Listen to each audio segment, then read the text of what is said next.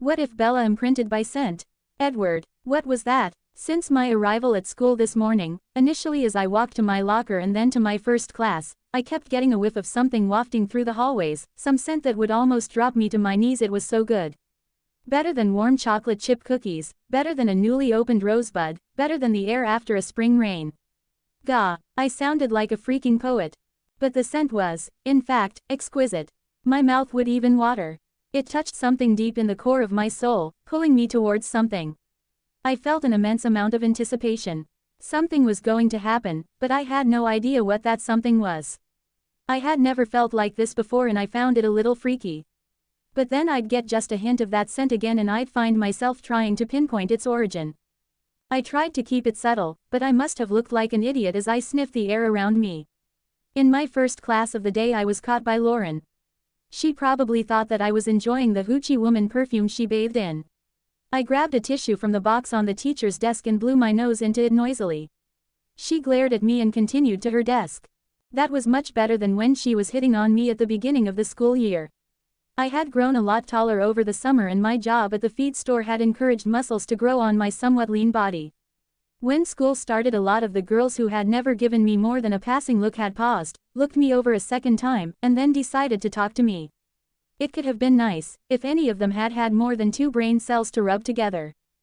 I did have some really good friends, Angela, Ben, Gary, Sandy and Andrea. We were all in the debate club. Yes, geeks one and all. But we were already getting attention from some of the better colleges around the country. We had won all of our matches as sophomores and now as juniors we were doing really well. Some of the matches had been against really good teams too. Ben and Angela are a couple, but we all just hang out together. It's like having brothers and sisters. We ragged on each other, teased each other and supported one another when times were bad. Like when Jessica and Lauren had decided that Andrea was the it girl for tormenting last year. That had been bad. They had targeted her and had started to make her life a living hell. When we realized what was happening, we all stepped up and made them back off. One of us was in every class she had and none of us would stand for it. They finally gave up, much to the relief of all of us. They had left us alone since then. Well, they had left us all alone until the beginning of this year, when they decided that I was the one to pursue. My friends had first thought it was funny, especially the guys. When they discovered me pressed up against the wall with 2 girls slipping up and down my thighs, their hands underneath my shirt and me trying to push them away with a terrified look on my face, they had stepped in and rescued me. I hadn't wanted to hurt the girls, and to begin with I had been shocked when Jessica and Lauren had basically attacked me. But if my friends hadn't found me, I think I would have actually punched them both. A shudder slipped down my spine when I thought back to it. Great, my first almost sexual experience had been in the hallway after school was over, with 2 of the easiest girls in school. Yes, it could have been fun, if that's what I had wanted. God, even thinking about it made me want to go home and shower. Yeah, if that's what I had wanted, I guess it could have been fun. It made me sound old-fashioned or something, but I really wanted my romantic life to be that romantic. Not just a quick grope and tussle with someone who meant nothing to me. It's not like I watched chick flicks or read romance novels, but I had seen the way my parents were together. Ben and Angela too, they loved each other. They got each other's nuances. They laughed and cried together. We had threatened to dump cold water on them occasionally because they had passion too. A lot of passion. That scent from earlier washed over me again as I entered my second class of the day and I sniffed appreciatively. Where was that coming from? As I walked to my seat in the back row, I noticed a small girl standing by the teacher's desk. She had short spiky black hair on her head and 4-inch spiky black high heels on her feet. Ah, one of the new kids. I had heard that there were going to be some new kids in school today. In fact, everyone had been talking about it for weeks now. The new doctor and his wife, and their 5 adopted kids, had arrived in town a week ago and the gossip had been going non-stop since then. Anything new in our small town got chewed over in the school, the diner and on-street corners for ages. I had heard rumors of how beautiful the family was. I didn't care about that, I just wondered if any of them would be bright enough to join our debate team. Sandy's dad was in the military and they were going to have to move to Washington, D.C. in the next month, before Thanksgiving. We were going to be short a member and there was no one in this school that could even come close to taking her place. Just thinking about breaking up our team, our family, was hard. We were all trying to avoid it. Mr. Griffin called the class to order and introduced the new student. "Everyone, this is Alice Cullen." Alice smiled out at the rest of us. It looked like she enjoyed the spotlight as she made eye contact with each of us. When her eyes rested on me, her mouth formed an O and she smiled even wider. What the heck, was I going to have to worry about keeping away from her too? The teacher continued, "Alice, why don't you tell us a bit about yourself?" She smiled at him and began, "Hi everyone. We just moved here from Alaska. Yes, it was cold and snowy. No, I'm not an Eskimo. Yes, it barely gets dark in the summer and barely gets light in the winter. No, it didn't disrupt my sleeping habits." And with that she moved to the chair that the teacher directed her to, the one next to me. A different version of that heavenly aroma hit my nose as she sat down. This scent was fluffier, if such a thing could be. It was still nice, but not as nice as the one from earlier. Taking a deep breath and enjoying it anyway, I turned and introduced myself while Mr. Griffin started handing out worksheets to the class. "Hi, I'm Edward Masson, nice to meet you Alice." I noticed that her teeth were very white and shiny as she smiled at me in return. "Hi Edward, it's very nice to meet you too." I was concerned when her eyes glazed over for a moment, but then she shook her head and smiled again. "I think that we are going to be good friends." She trailed off and turned to look at the teacher when he started to speak. "What, good friends? Okay, I could always use more good friends." Hopefully since she was in this AP class with me, she did have some brains. I'd just have to wait and see. When class was over she smiled at me once more and after gathering her things, she practically flew from the room. I could see some disappointment from those that had wanted to talk to the new girl. Ah, the allure of the shiny new toy. Gathering my books, I left the room and headed to my next class, history. Again one of the new kids was in this class, but this time he wasn't sitting next to me. Mr. Cable didn't make him say anything either. He just said, "Jasper, take that seat over there." I did feel sorry for him though. He was flanked on either side by Lauren and Jessica. When Lauren reached out and ran her hand down his arm, I thought that he was going to come unglued. The look on his face was intense. I actually felt my own anxiety level spike a bit before a wave of calm flowed out over me. The rest of the class was boring. I couldn't understand how someone could take something as interesting as history and make it a snooze fest. I saw Jasper gather his things and, just like Alice, he was gone at the first sound of the bell. My next class didn't have a new kid in it, but everyone was talking about them before it started. Some of them had seen the other three in their classes. Emmett, Rosalie and Bella. They couldn't get over how gorgeous they were. Even the guys were coming up with words longer than 4 letters to describe them. That really amazed me. Maybe the new kids would inspire the students to learn something, if only to come up with better words to describe them. Nah, probably not. Finally it was lunchtime and I couldn't wait. That heavenly aroma had wafted by me in the halls a couple more times over the course of the morning. I could finally name a couple of the things that I smelled, strawberries and freesia. And something else that I couldn't even come close to naming. But I sure wanted to immerse myself in it. If it was a perfume, I wanted to buy some. I'd spray it on my pillow at night and just breathe it in. Maybe I could wash my clothes in it. Yes, I've completely lost my mind. I entered the cafeteria and sniffed deeply. The scent was more intense here. Where was it coming from? Not being able to find it was making me crazy. Tension was rising in me and anticipation too. I felt so twitchy. I tried to shake it off, but couldn't. Walking through the lunch line with my tray, I decided that the wonderful aroma definitely wasn't from the food. Mystery meat and gravy that looked like glue over fake mashed potatoes. I decided that a limp green salad with some grilled chicken would be the better choice and took an apple for dessert. After paying, I headed towards the table I usually sat at with the team. They were already there and eating. I noticed that one of the tables that usually was empty, was now nearly full. The new kids were all seated there. I recognized Alice and Jasper. She was sitting beside him on the bench seat, nearly in his lap. Well, that would surely put the hussies that I had heard plotting to catch him off stride. Good. 3 others were seated with their backs to me. A huge guy was in the middle with a very curvy blonde tucked close to his right side. On his left I could see a slender girl with long, dark brown hair.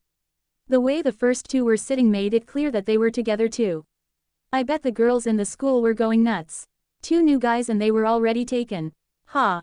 Now some of the gossip I heard this morning made sense. Several people had commented on the fact that they were siblings, yet together. But I was sure that I had heard that they were all adopted. Maybe they had said that Jasper and the blonde were twins. Shrugging to myself, I decided it didn't matter. I nodded at my friends and sat down to eat. Sandy swallowed her bite of apple, no mystery meat for her either, and said, "Well, we might have a replacement for me." Of course everyone immediately jumped in and said that she could never be replaced. "I know," she said with a cocky smile. "But I spoke with one of the new kids. Alice. She said that she couldn't join the team, but she thought that her sister, Bella, would enjoy it. Apparently she was on a debate team in Alaska. She's the one at their table with the long brown hair." When Sandy had said Bella's name, I noticed that the girl to the big guy's left straightened up, not that she had been slouching before, but suddenly her back was even straighter. I couldn't see her face, but I could see Alice and she was grinning, those white teeth showing even more. Sandy continued, "Edward, Bella's going to be in your biology class next period. You can talk to her then and see if she's the right sort for our team." We all laughed just a little.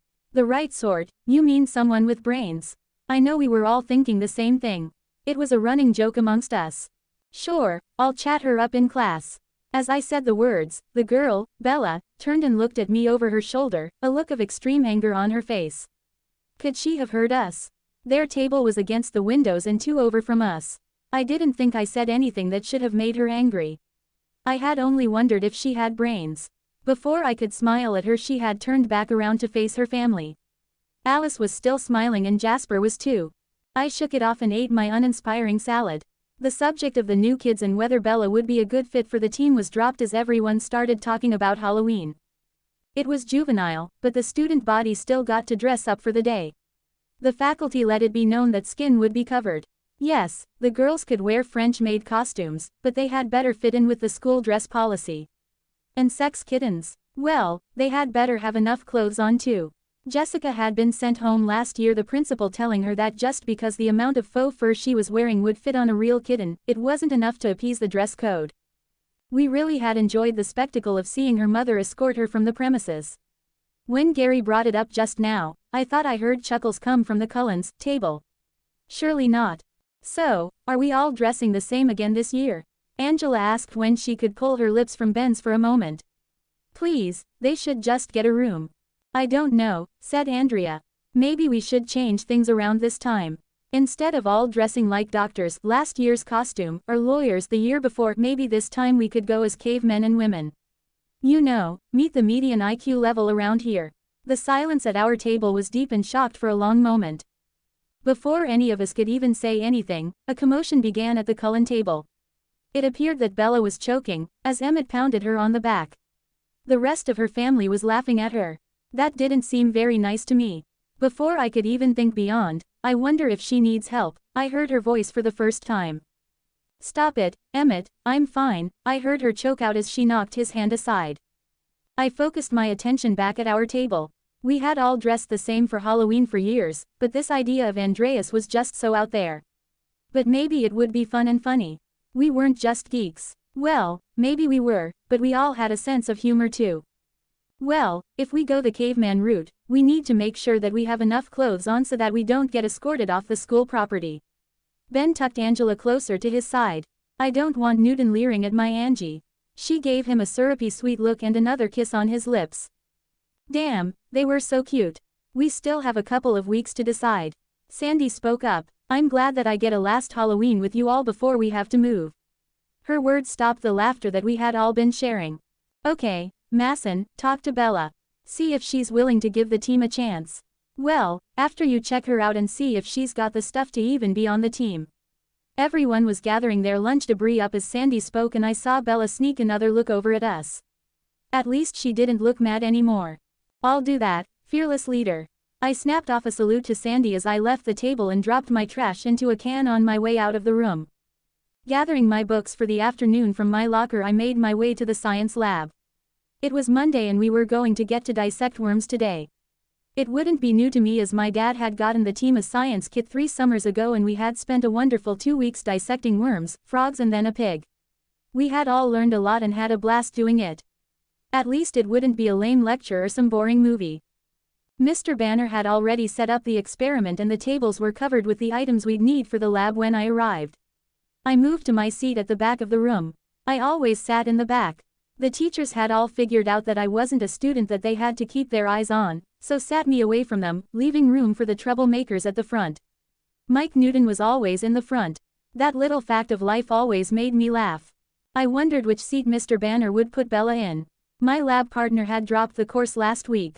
Eric Yorkie hadn't realized that he'd have to dissect things, and when Mr. Banner announced it last Thursday, he had nearly fainted and then dropped the class. There were a couple of other seats empty as this class wasn't that full. So no telling where she would sit. Getting out my pen and journal for the class one was suddenly assailed by that aroma again. My heart clenched and I took in a deep breath. It was intoxicating. I could only imagine that this is what an addict felt when he took a hit of pot, or acid or heroin. It was everything. I drew in another, deeper, breath. Heaven filled my lungs as my eyes closed in ecstasy. I gripped the table, trying to tether myself to something. I heard a soft gasp come from beside me and opened my eyes. Golden eyes looked deeply into my own. As I sucked another breath in, I realized that she was the source of this fragrance that filled my soul with longing. We spoke at the same time. "It's you, Bella." Taking a deep, unneeded breath, I straightened up from the Jeep and slung my book bag over my shoulder. I could do this. It was only my 4th trip through high school after all, unlike my siblings who were going through for the umpteenth time. This time I was getting to start as a junior with Alice, which meant that I'd only have to suffer through 2 years of high school before moving on to college. Surely that wouldn't be so bad. "Come on sis, let's go.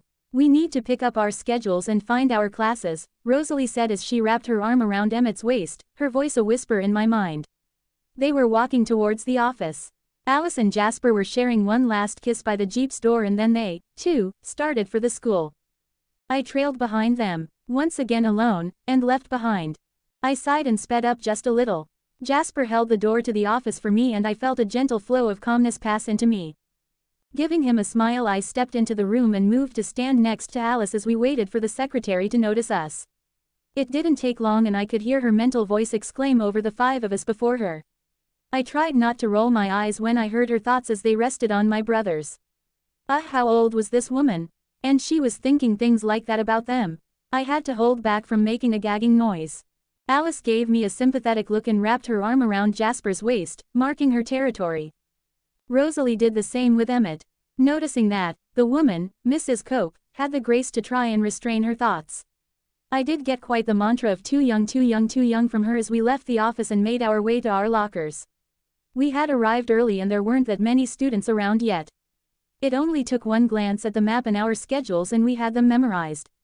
We all had a couple of classes together, that would make the day go by somewhat faster. At an intersection of hallways, Emmett, always the clown and chief cheerleader, held his fist out. We all placed our hands on top of his and at his jovial break. We laughed and headed towards our lockers. We planned to meet up in the cafeteria for lunch. I found my locker first and the others moved off to find theirs.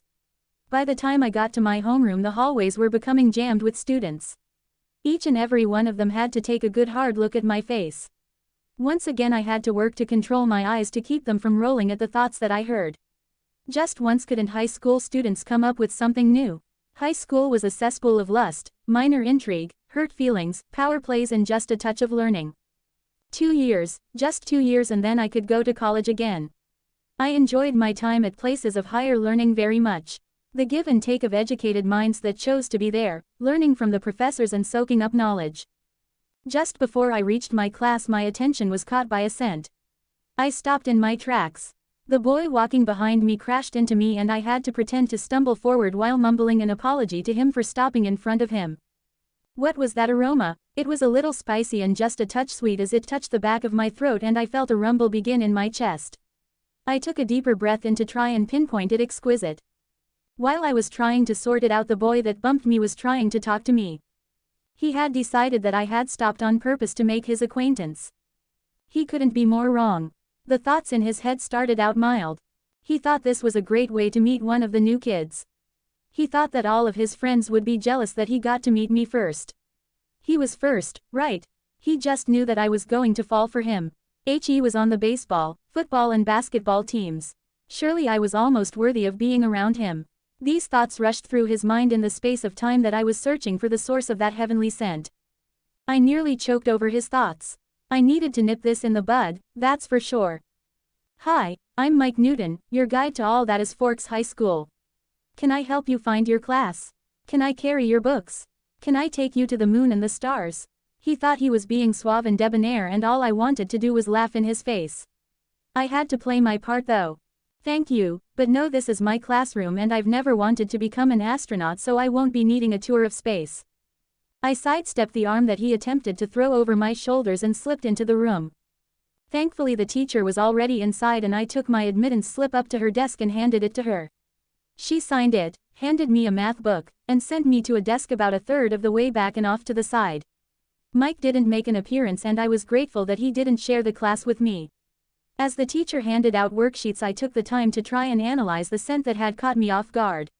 I couldn't recall ever having smelled anything that wonderful before. Once the class was over, a couple of the boys tried to talk to me. Their thoughts were all about scoring with the new kid. I assured them that I could find my next class on my own and thanked them as I quickly moved out the door and towards my next class. That scent wafted over me again in the hallway, but there was a mass of teenage bodies around me and I couldn't pinpoint it. Although I did decipher that two of the facets that made it up were something like that men's cologne, Old Spice and leather. I loved the smell of leather. There was a third element that I couldn't quite identify in the small whiffs that I could catch. It was a subtle musk and stirred something in my soul. It made me feel a little anxious, like something was about to happen, something good. Alice passed me in the hallway when it was time for third hour. She smiled widely at me, but her mind was busy with Gregorian chants in Japanese. I didn't even know she could do that. When I looked a question at her, she just blew me a kiss and mouthed, "Later." The effect of her blowing the kiss to me set the small minds around me on fire. I just laughed to myself. At least the kiss would change the rumors up a bit.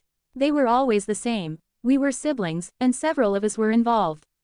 Boring. At least those that had seen Alice and Jasper together were now linking the three of us. Well, at least it was different. Damn, that scent blew over me again, immediately catching my attention. As I tried to get a deeper breath of the enticing aroma, the freshman boy I was standing next to thought I was sniffing, and appreciating, his Axe cologne. What was with these boys and drenching themselves in noxious concoctions? Didn't they know that their own personal scent was much more appealing? I quickly sniffed, trying to get a reading on his scent. Once I did, I realized that the girl that was glaring at me from down the hall was his complete opposite in aroma. Her mental blasting of me assured me that she had already realized that he was the one for her. She must have based that on his scent before he doused himself in that hideous spray. I quickly turned my sniff into a huge sneeze, right onto his shoulder. I was careful to keep the venom in my mouth, and didn't actually spatter anything onto him. But he thought that I had, and that cured his crush on me immediately. I apologized profusely and pretended to wipe his shirt off with my hand. I had to control the laughter that wanted to bubble up out of me as he backpedaled away from me as fast as his skinny legs would carry him. The girl from down the hallway came to his aid, wiping his shirt down with a tissue and glaring at me over her shoulder. Wow, she really felt strongly about him. Good for her. I certainly didn't want him. Yes, sometimes it was easier just to make a bad impression. I should have used that tactic on Mike. He had smiled widely at me each time he passed me in the halls. He kept doing that stupid thing where he held his hand to his ear and would mouth call me. Yes, I was going to sneeze on him just as soon as I could. I was grateful when lunchtime finally rolled around and I could sit with all of my family around me for a brief respite from the mental pounding I was getting from all of the teens in the surrounding area. My gift was more like a curse when there were all of these unrestrained minds near me. I was becoming more adept at keeping my awareness out of minds, but it took a lot of effort on my part. It was much easier to sink into the minds of my family. They were known and I could just bask in their public minds. They actually tried to keep it quiet in there for me.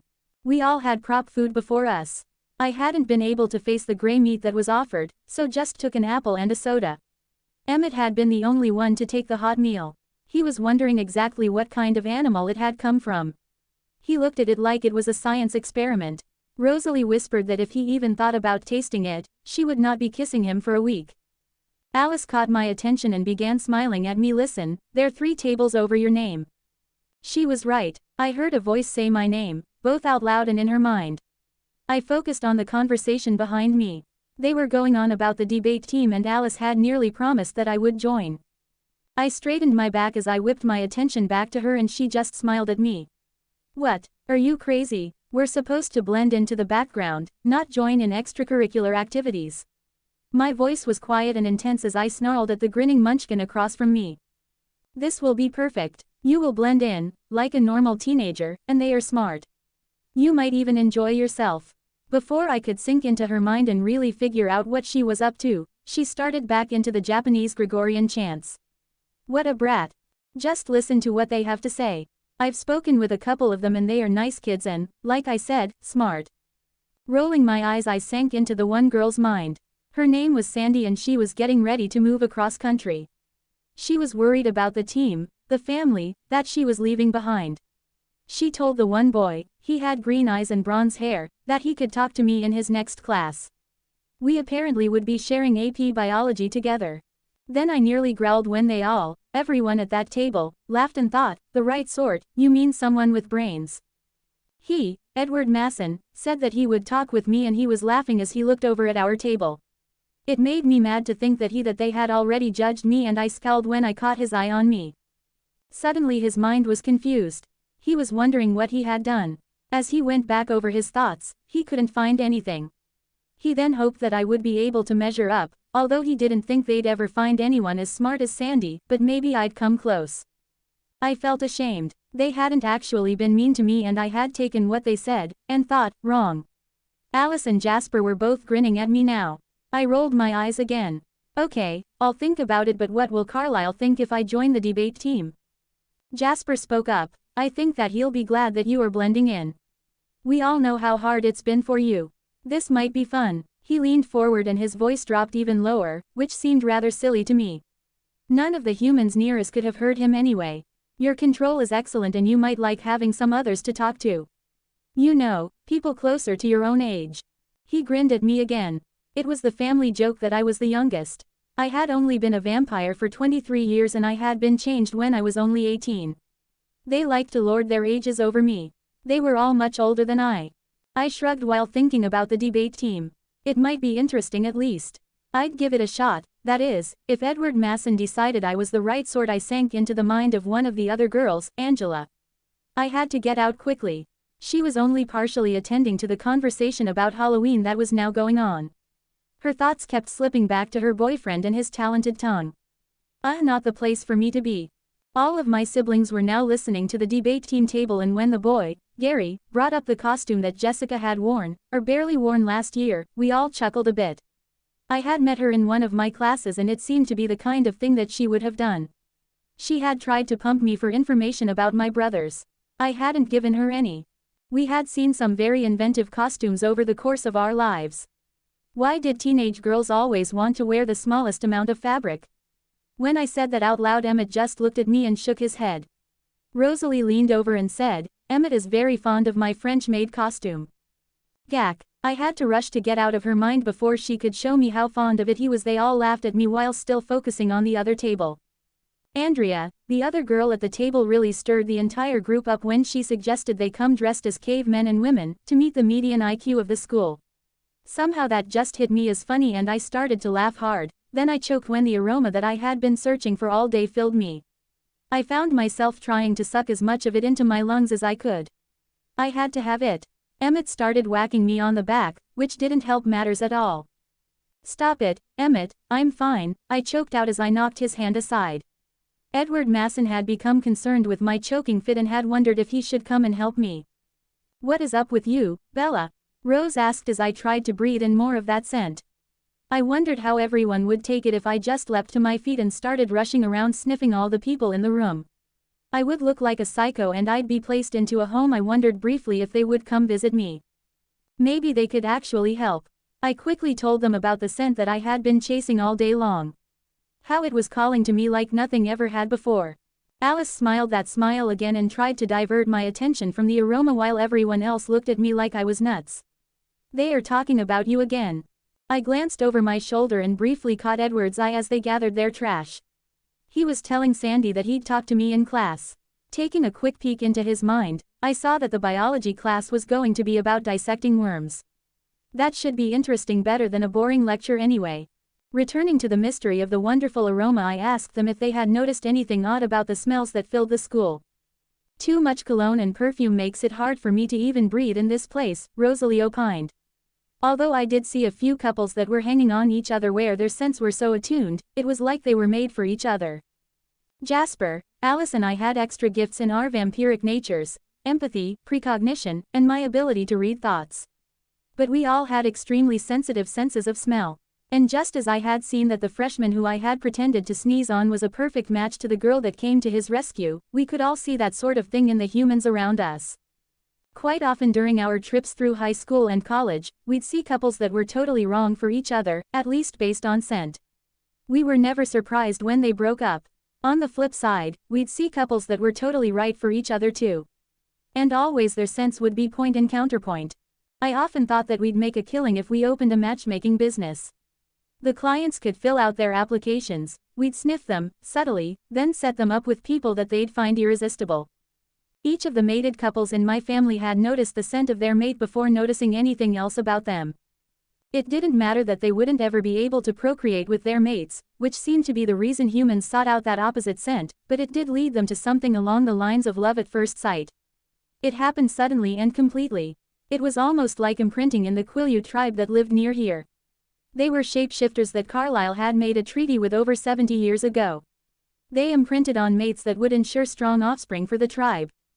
In my 41 years on this earth, I had never come close to smelling anything as good as this spicy, leathery aroma was to me now. The thought crossed my mind that it would be hideous if the smell was attached to some old grizzled janitor at the school. A man that was 75 years old, with no teeth and an equally grizzled wife at home. I guess if that were the case I could steal his pillow and keep it close to me just to enjoy the fragrance. Alice was smiling again. That can't be good. They all agreed to keep their noses on the alert for something that I couldn't even describe well. It was nice to know that they were at least thinking about helping me, even though they really didn't know how. Except for Alice, I knew she was hiding something. Now she was cataloging her shoe collection. How many pairs of black spike heels did she really need? She was up to pair number 29 and there was no end in sight. Apparently I was not to know what she was up to. Making plans to meet at the Jeep after school, we threw away our uneaten lunches. Emmett had not taken a bite of the mystery meat and headed out to our next classes. That aroma just kept teasing me. It was there, just ahead of my senses. Maybe I was going crazy. I didn't think that vampires could go crazy, but maybe I would be the first. Checking the map in my memory, I walked through the halls to my AP biology class. I wondered how Edward Masson would check to see if I was the right sort to join the debate team. Did he have a pop quiz for me to fill out? The teacher, Mr. Banner, signed my admittance slip and directed me to the lab table in the back, the table where Edward Masson was sitting. He told me that since I was new that Edward would be able to help me to get up to speed. That would certainly help him to find out if I was any good, if I had any brains. The first thing I noticed as I got closer to the table was that the aroma was getting stronger. It swirled around me and I sucked it eagerly into my lungs. It was bliss. It evoked thoughts of warm sunny days. It was the remembered taste of chocolate and it filled me like nothing else had in my entire life. Dragging in another deep breath I reached Edward where he sat on a high stool at the lab table. That's when I noticed that he was also breathing deeply. He opened his deep green eyes as I touched his mind and was shocked at what I read there. We spoke at the same time. It's you, Edward. My mind became totally focused on Bella's face as she stood before me. Everything else faded away. Her face, framed with long brown hair, was almost level with mine because I was sitting on the lab stool. She was petite, only about 5'4". I would have towered over her if I had been standing. This summer's growth spurt had put me well over 6 feet tall. Instinctively I reached my left hand out to her. She placed her book bag on the table and looked into my eyes and then back down to my outstretched hand. Bella, please. My voice was low and rough with need, a need that was almost primal and unlike anything I had ever felt before. My mind was whirling with the heavenly aroma that was radiating from her and making connections within my body and soul. I'm Edward, the first whispered, wanting her to know my name. I wanted her to know me. I wanted to know everything about her. Bella's eyes fluttered closed and she took another deep breath. Opening her golden eyes she placed her small hand into mine. Her skin was very cool, almost cold, and smooth and filled a need I hadn't even known that I had. She laced her fingers tightly into mine and stepped between my open knees where I sat on the stool and moved close to my body. As if it was the most natural thing in the world, I pulled her closer and nestled my face into the curve of her neck. Our twined hands rested between us and I slipped my other hand around her waist, pulling her closer still. The relief from a tension that had been a part of my body for my entire life left me and made me glad that I was sitting, otherwise I'm sure I would have fallen. The new lack of tension was the only thing that told me it had even been there. What an odd feeling. I gasped when she tucked her cool face into the curve of my neck. The relief doubled with the additional skin-on-skin contact. We both just breathed deeply for a couple of moments, totally ignoring everything that was going on around us. The strength of her scent, where I breathed it in right at her neck, was overwhelming as I immersed myself in it. The sweet aroma swirled through my lungs, healing me where I hadn't even known I was hurting. It was heaven. The crash of some books falling to the floor at the front of the classroom brought me slightly back to the present. I slowly lifted my face from the comfort of her neck and looked around. The rest of the students hadn't noticed what was going on at our table in the back of the room. They were all excited about the lab equipment set out on the tables. Some of the girls were squealing over the worms in the small containers. Bella lifted her face from my neck and took a small step away, looking up at me, her eyes shining. I suppose we should consider where we are, Edward. Her voice was low and melodic, and I thought that I could listen to her say my name over and over and never get tired of hearing it. She took another step away, but kept our fingers tightly wound together. Her third step caused my free hand to leave the small of her back, and I felt profound loss over that broken connection. Let's get through this class and then we can talk. I think that there are some things that we need to discuss. She chuckled quietly and the sound washed over me in a gentle wave. Bella lifted our hands and said with a smile in her voice, I wonder if we can do this lab with our hands together.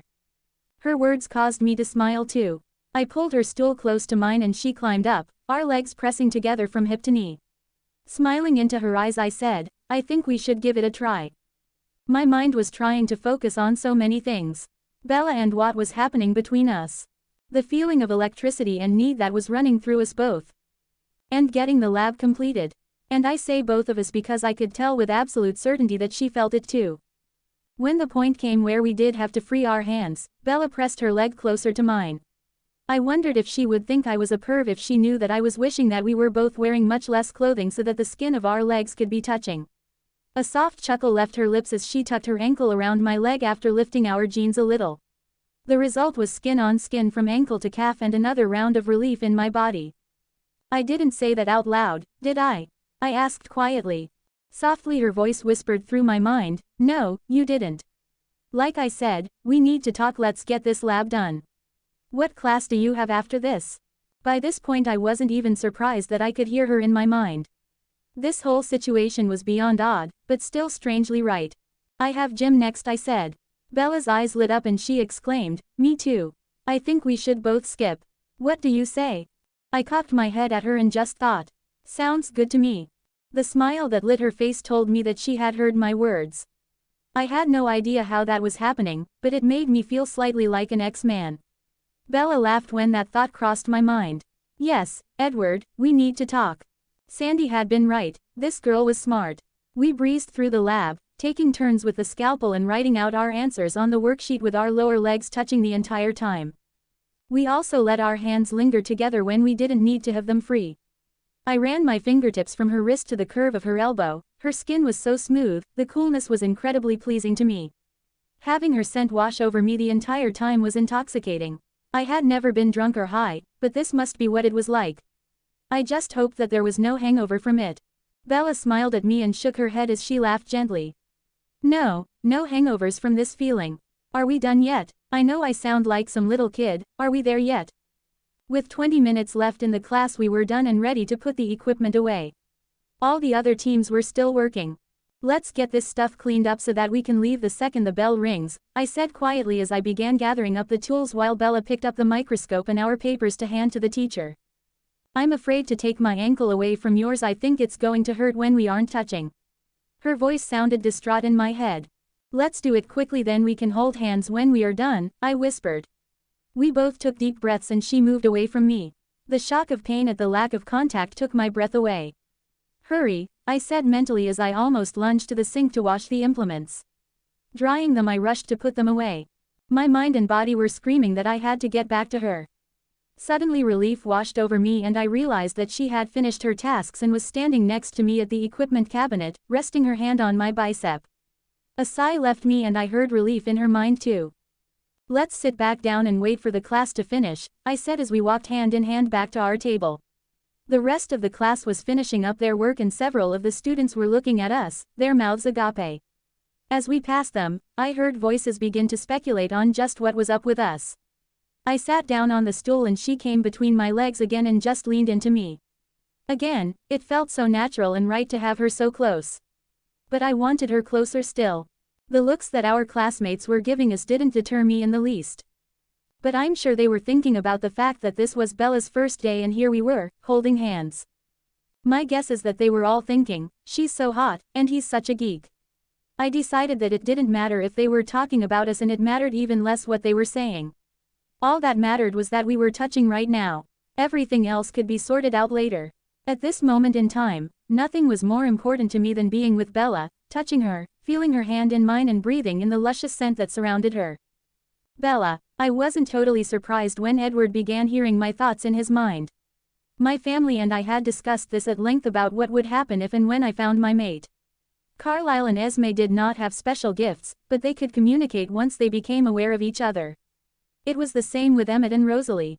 Things were slightly different with Alice and Jasper. They were both gifted and they shared their gifts with each other. Alice could read emotions from others, although she couldn't manipulate them like Jasper could. Jasper got flashes of the future from Alice. They could also hear each other's thoughts. I had been told that it was a perk of finding one's mate. We had met some nomads who claimed to be mates, but I found that they couldn't hear each other's thoughts. Mated couples could hear each other and I had seen examples of that with every truly mated couple that I had met. My gift allowed me to hear everyone's thoughts, but no one had ever heard mine before. And now Edward could. At this point in our relationship it was intermittent on his part, but within a short amount of time we would be able to hear each other over great distances. It was partially because of the bond we now shared and partially because I was sharing my gift with him. It amazed me that it would be so, with him being human. The bond we now shared. I found myself looking down at his hand where it rested on my thigh as we waited for the class to be over. Feeling his eyes on me, I raised my chin and looked into his eyes. I had never seen eyes as darkly green as his, with flecks of gold surrounding the pupil. I could lose myself in them. Questions, yes, I have questions. His mental voice was quizzical. Where should we go when we skip class? I've never actually skipped a class before. Do you suppose you are going to be a bad influence on me? I do think it has to be somewhere where I can touch you. Can I at least hope that you are going to be a bad influence on me? His eyes were dancing with mirth, with an undercurrent of desire. Smiling, I thought about it briefly. We could go to my home, it will be quiet for the next couple of hours, we'd be free to talk and touch. I need that too, so much, and maybe you'll be the one that is a bad influence on me. A soft growl left my throat as his eyes darkened even more. Did you just growl? Wow, hot, sure, your house would be great. You came in the big Jeep, right? I nodded to him as I looked down and concentrated on his hand again, lightly touching the back of it with my fingers. The heat he exuded made my own hand feel warm. If you don't mind, you could ride with me on my bike. Edward showed me his candy apple red motorcycle in his mind. I could tell that he was quite proud of it. He had earned the money to buy it by working at a local feed store over the summer. I've got 2 helmets. That made me laugh a little and he looked up with a question in his mind. What's so funny? Smiling at him, I told him that we really needed to talk. He nodded his head as he brought his hand up to caress my cheek. His touch was soothing, yet exhilarating. I would have to tell him the truth about me, all the facts of my existence. That thought scared me. We were all about keeping the secret. It was the one rule of being a vampire. And now I was going to tell this human all about it. How would he take it? Would he run, scoff, try and kill me with a stake to my heart? All I heard in his mind was curiosity and excitement about skipping class with me, being alone with me. The rest of the class was finished with their cleanup and were busy watching us and watching the clock. Several of them could hardly wait to tell their friends about the shocking turn of events. Their thoughts ran along the lines of the new girl and the bronze-haired nerd were holding hands. A couple of them were jealous of both him and of me. The bell rang and still keeping our hands entwined we gathered our book bags and left the class. Edward pictured his locker. It was down the hall and on the right. He kept out his math and English books, the only classes that had homework for the day. My locker was just around the corner and we stopped there and I put my books away. Aren't you going to take your books home? He asked. Looking deeply into his eyes, I answered him, I was hoping that I could use yours. A smile lifted his lips as we walked towards the exit doors. We passed the gym and I asked him to wait. Alice was in the gym class that we were skipping out on. I could see her sitting on the bleachers since it was her first day of class and she didn't have to dress down. I called her name quietly and she looked over to where Edward and I were standing just outside the doors. A smile lit her face when she saw us and she waved gaily. Have fun, we are all looking forward to meeting him when we get home. Esme and Carlisle won't be back until the same time we get there. Her mental voice was incredibly excited and I knew she was happy about the state of affairs. You knew this was going to happen, didn't you? I was shocked when I realized that. She laughed, waving me away. Go and have fun, but not too much fun. He has to know what he's getting into. It's too late for both of you, but he should know anyway. By the way, there are some cookies, fruit and some sodas at the house. He'll be hungry. He is a teenager after all. I looked up at Edward and he looked a bit confused. It occurred to me that he was hearing part of this through our connection. Lifting my hand to his cheek I said, come on, she's right. We do have a lot to talk about. One part of the puzzle is that Alice is psychic. She saw that you were going to be coming home with me, and she left something for you to eat at the house. Edward's hand came up and covered mine where it rested against his face. It seems that there are a lot of questions to be answered. Let's go. Psychic. That's interesting. I wonder if she could tell me who's going to win the OU Texas game this weekend. Wait, it wouldn't be nearly as much fun to watch if I knew who was going to win. I won't ask. Maybe I could ask which teams are going to be in the Super Bowl though. Nah, that wouldn't be fair or fun either. Holding my hand, he led me to his bike where it was parked with several others. I can't ride it when it's really rainy. I drive the old truck my parents got me when I turned 16, but I do love riding this. I even have some rain gear to wear when it's wet, but not too wet. He unlocked the seat and pulled 2 helmets out. He handed me one, and I put it on, not wanting to explain just then that I really didn't need it. Placing his books in the seat, he put his own helmet on and threw his leg over the saddle, then kicked the starter. The engine roared into life. I just stood there for a moment taking in how hot he looked right then. His laugh filled my ears along with his mental voice, hot, hot. Come on, lady, ride with me. Lady, I'm your old lady. He just cocked his head and smiled at me as he sat a bit deeper into the saddle of the bike, waiting for me. We hadn't been touching for about a minute and I was definitely missing the contact, so I slipped onto the seat behind him. My body slid forward and I pressed my chest into his warm back. I felt him take in a deep breath at the connection of our bodies. I was touching him from my shoulders clear down to my knees. It was almost enough, but not quite. Slipping my arms around his waist, I lifted his shirt at the front and put my hands against his torso, gripping his naked sides with my cold palms. A shiver ran through him, but it wasn't from the cold. That's hot and almost enough, he thought as he put the bike into gear. Which way? I gave him directions and we headed out of the parking lot, the bike making a muffled roar. I had thought about getting a set of helmets with an intercom system. Now I'm glad that I saved my money. This works really well. His mind was smug with our non-verbal exchange. I laughed and hugged myself closer to him, my thighs gripping his. He was right, it was almost close enough. I wondered what he'd think about how close we'd have to be to ease the ache that was overtaking both of us. He didn't catch that out of my mind and I was glad. There was still quite a bit of conversation that was needed before we got that far. Telling him to slow down as we approached the drive to our house, I showed him the driveway in my mind. He downshifted and we made the entry into the long drive smoothly. Our house was about a mile off the road and he drove carefully. When we made the last turn and he saw the house for the first time, he was speechless for a moment. I didn't know that we had any mansions here in Forks. He approved the clean lines of the 3-story structure and the amount of windows that he could see from the front. Esme, my mother, will be pleased that you like it. She took a rather dilapidated old house and made it into this. He stopped the bike and I gave him another squeeze before stepping off and removing my helmet. He took his off too and we set them both on the seat and turned to look at each other. There was a brief moment where I didn't know what to do next. Edward took matters into his own hands and stepped closer to me.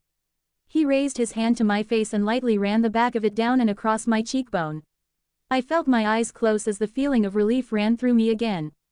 I don't know what this is, but I never want it to stop. His mental voice was soft and full of wonder. Stepping back, I held my hand out to him and he took it without hesitation. I turned and led him up the steps and into the house. Wow, this is beautiful. He looked around at the open space that made up our living room. He led me to the back wall, which was made up of windows, and looked out over a rambling garden towards the river. I love how open this looks.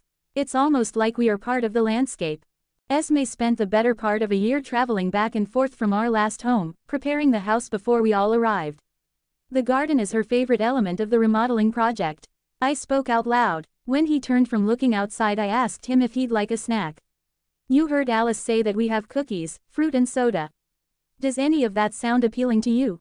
Our hands were still entwined and he tugged me gently to him. First, I think that I need more of this, of you.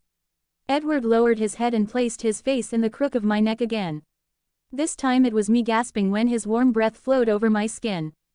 You smell so good. I kept getting a hint of your scent from the moment I arrived at school today. I couldn't figure out where it was coming from. I had finally decided that it was someone's perfume and I wanted to get some. He played the scene of Lauren thinking it was her he was sniffing and how he had diverted her by blowing his nose. I laughed and showed him my moment with the freshman boy. I nuzzled into the curve of his shoulder, and as my cold nose traveled up to his earlobe, he groaned into my neck and lifted me up into his arms. I locked my legs around his waist and he pulled me closer to his chest, fastening his arms around me. The closeness was a relief to us both. Let's sit on the couch, I said, and pictured the white leather sofa behind us. Edward continued to breathe into my neck as he walked slowly backwards. When he felt the sofa against his calves, he lowered us down to the buttery softness. My knees rested on either side of his thighs as I sat back against his knees. I raised my face to place my forehead against his. The skin-to-skin contact was wonderful, and I could see in his thoughts that he felt the same. Without a conscious decision, my fingers slipped up and over his shoulders and came to rest in the hair at the nape of his neck. Now it was my turn to groan when I felt his silky bronze locks for the first time. I let my fingers weave into his hair and placed the pads of my fingers against his scalp. Almost close enough, we thought at the same time. Edward shifted me closer to his chest and slipped his hands beneath my shirt. He placed his palms up flat against my shoulder blades as he pulled me even closer. That's just about close enough, I whispered. At least close enough for this conversation. He nodded his head where it still rested at my forehead. What question do you want to ask first? I murmured. I might even have an answer for you. He thought for a moment. I could see several different thoughts half form in his mind before he finally found the most pressing one, the one he wanted to know the answer to the most. Will this connection between us last forever? He asked, his mind as full of longing as mine was. Yes, it will, I answered, then clarified my comment. If you choose to accept it, but I really need to tell you what that choice consists of. A long sigh left his lungs. Yes, please, I choose to accept this. The mere thought of not being with you, close to you, of leaving you is totally unacceptable. I cannot be without you now. I think it would literally kill me. That sounds so dramatic, like it's coming from a 17-year-old boy, but I know, without a shadow of doubt, that we belong together. I've never felt so whole in my entire life. But you don't even know what's happening here, you don't know what I am. He was shaking his head even as I spoke those words out loud. Lifting his head enough to look me in the eyes, he said, clearly and with determination, listen to me and hear me when I say that I cannot imagine my life without you in it now. I've only known you a couple of hours and I don't even want to imagine it. I searched his eyes and found truth there and released the breath that I hadn't realized I was holding. Now we need to be closer. Edward leaned towards me, his eyes on my mouth before he slowly pressed his lips to mine for the first time. The warmth where he touched me spread across my face and filled my unbeating heart. I hadn't felt this alive in 23 years, or even from before, when I was human. Our lips slowly moved together, slanting and seeking. A groan left him and I felt a growl rise in my chest to answer him. Edward pulled my hips closer to his body and our kisses became more heated as we pressed against each other. My tongue outlined his lower lip and he opened his mouth to me. I groaned. As good as he smelled, I was amazed that he tasted even better. I ran my tongue over his teeth and he let our tongues become tangled. Let me in, please, he asked as he tried to move into my mouth. I can't, not just yet. There's more that we have to talk about. There's more that you need to know. Okay, if you insist, but let's just kiss a while longer, okay? I've only kissed once before and it wasn't anything like this. I heard the passion in his voice and I couldn't say no. I had only shared a kiss once before and it was nothing like this. This was heaven on earth. Now that I was experiencing it, I knew why my family was at it all the time. I wondered how they could stop. It occurred to me that it was probably because we were newly mated, or at least trying to become so. I knew we needed to stop when I realized just how stimulated we were both becoming. The way I was sitting on his lap showed me just how aroused he was, and I could smell and feel my own. The need to form a physical bond with each other was rapidly taking us over.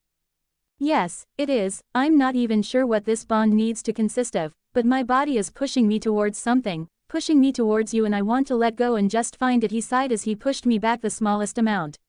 If we need to continue talking, let me get something to drink and then we can talk. With one last tender kiss on his lips, I slipped off his lap and offered him my hand, needing to keep some skin-on-skin contact. Come on, let's see what Alice left for you. I looked away as Edward adjusted himself when he got to his feet. If I could have blushed, I would have. Edward laughed at my discomfiture. Hey, you caused this. He was right, and I laughed gently as I led him into the kitchen. I laughed again when I saw a package of Oreos, 3 bananas and 2 apples on the kitchen counter. There was a note in Alice's writing sitting beside the food, soda and water in the fridge. Edward was looking around the kitchen, and after reading the note he let my hand go and opened the door of the refrigerator. He looked startled when he saw what was in it, or rather, what wasn't in it. His mind was a blank when he glanced over at me. Then he started looking through the cabinets. He made sure to brush his hand against my arm as he moved past me in his search. The only things he found were dishes, pots and pans, silverware. There was no food, fresh, canned or otherwise. No food, none at all. I saw the size of Emmett. That guy has to eat a lot. He sounded confused when his search ended. Yes, there is no food in the house. Except for what Alice left here for you. Her psychic abilities really do come in handy sometimes. I'm guessing that Esme will be bringing some groceries when she returns home, because Alice will have told her that you are here. But there is no food here because we eat, or rather, drink our meals out in the woods. Edward had taken a bottle of water out of the refrigerator. He opened it and drank down half of it, then replaced the lid and put it on the counter next to the snacks. I was trying to catch his thought process, but I was having a hard time keeping up. A lot of theories were racing through his mind. Several of them were based on comic books and sci-fi movies. Edward approached me where I was leaning against the marble counter. He put his hands on my waist and lifted me up onto it. He spread my legs and stepped close to me, slipping his hands beneath my shirt and around to my shoulder blades again. That was quickly becoming my favorite position in the world. His biceps, wrists and hands touching my skin felt heavenly. Why don't you need food in the kitchen, Bella? Why do you drink your meals in the woods? His mind was actually quite calm, but I wondered if the truth of my nature would cause him to run from me, from the bond that had formed between us today. Maybe it would be the final thing in this so very odd day that would make him run screaming from my presence. Placing my hands at the nape of his neck and weaving my fingers into his hair, I leaned my face into his neck. I was trying to get the maximum amount of skin contact, and once I did, I showed him, through pictures in my mind, my true self.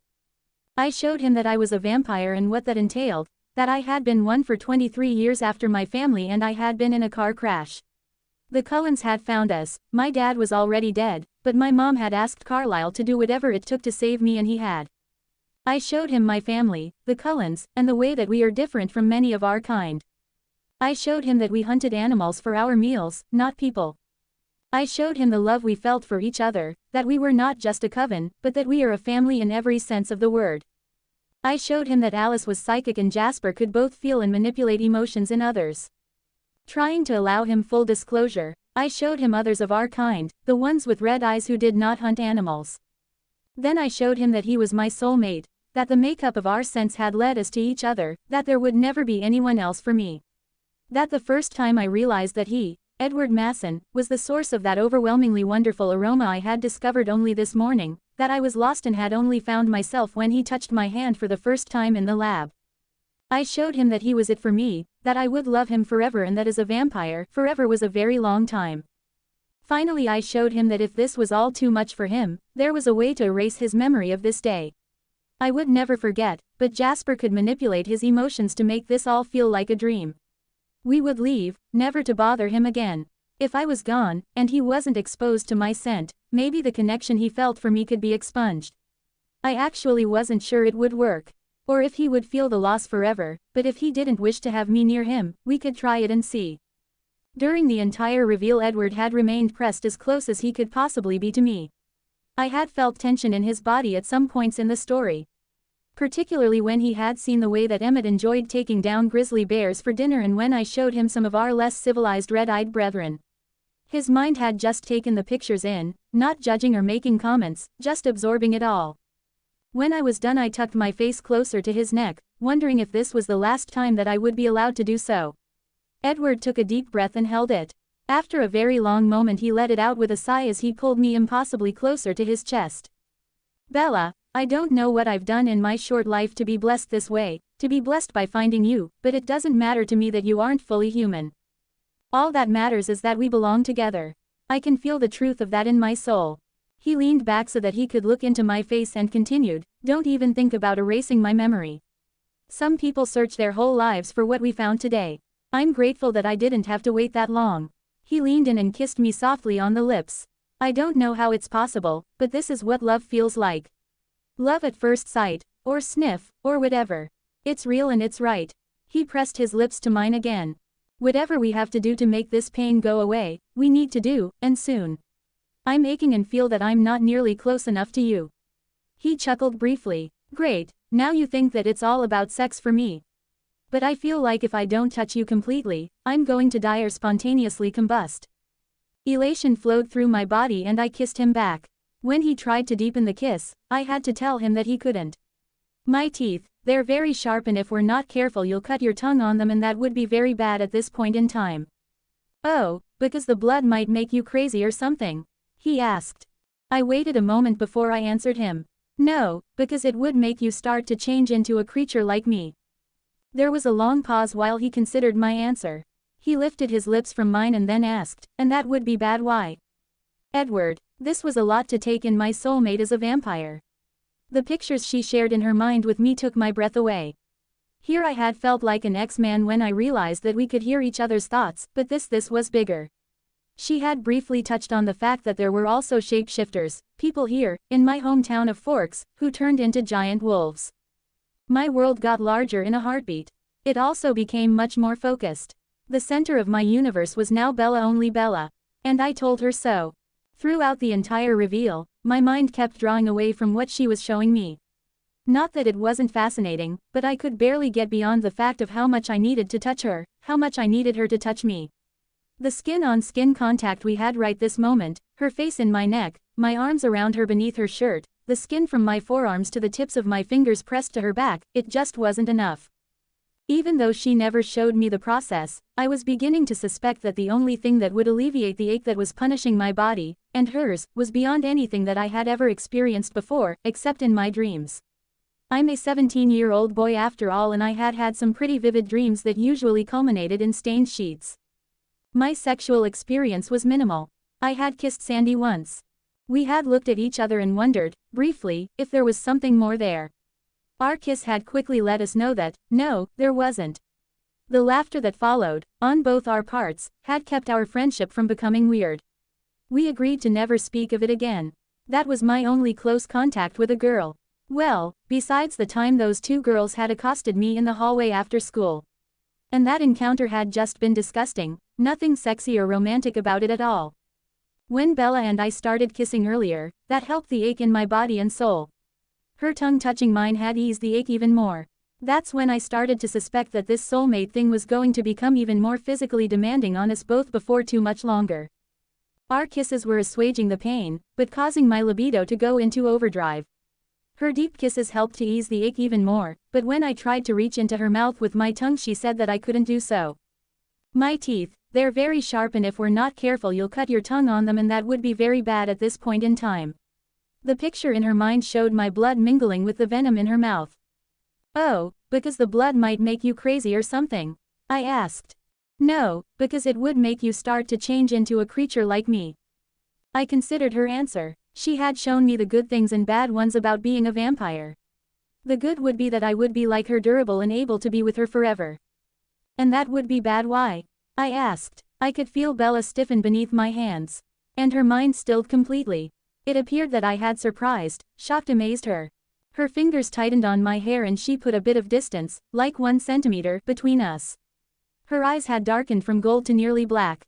I now knew that her eye color was because of her diet. A little shiver ran down my spine at the memory of those others with red eyes. Edward, you have your whole life ahead of you. You have parents and friends who love you. I've seen that you want to continue with your schooling. You're so bright, you could be a rocket scientist, find the cure for cancer, you could become a concert pianist or a father. Her mind flitted through all of those careers, picturing me in those situations. She came to a halt at a picture of me holding a small child with her brown hair and my green eyes. I felt her sadness over the fact that that could never happen. I'm frozen just as I was at 18, Edward. I'll never bear children as my body doesn't change, I'll never be able to have your baby. Bella's mind flitted to thoughts of Esme and Rosalie and how they missed the possibility of children to an enormous degree. First, I'm 17, I haven't given a lot of thought to children anyway. And the school thing, you all go to school, so I could still do that. I saw the newborn years run through her mind, the bloodlust, the lack of control, the red eyes. Then I could do school after, when I got some control back. I pressed my cheek up against hers, the coolness soothing my inner ache. Bella, I know that there will be some hurdles to overcome, even big ones, but right this minute all I can think about is the fact that I need to be closer to you. I need to be touching you. Bella, I need to be inside you. I couldn't believe I was thinking something like that, much less saying it to someone that I had only known a few hours. But it was the truth. More profound words had never been spoken or thought. Bella pushed me away and slipped off the counter. She reached out and took my hand. Let's go to my room. I heard passion, love, lust and some anxiety in her mind. So, she basically sounded just like I felt. I nodded and she led me from the kitchen and up the stairs. Bella, so many things were running through my mind as we walked up the stairs to my bedroom. Both of us were feeling the same urges, the need to be close was almost overwhelming. The feelings brought on by finding our mate were nearly out of control between us. It didn't matter that he was a human to my vampire. The intensity was growing by leaps and bounds to complete the bond and become mates in every sense of the word.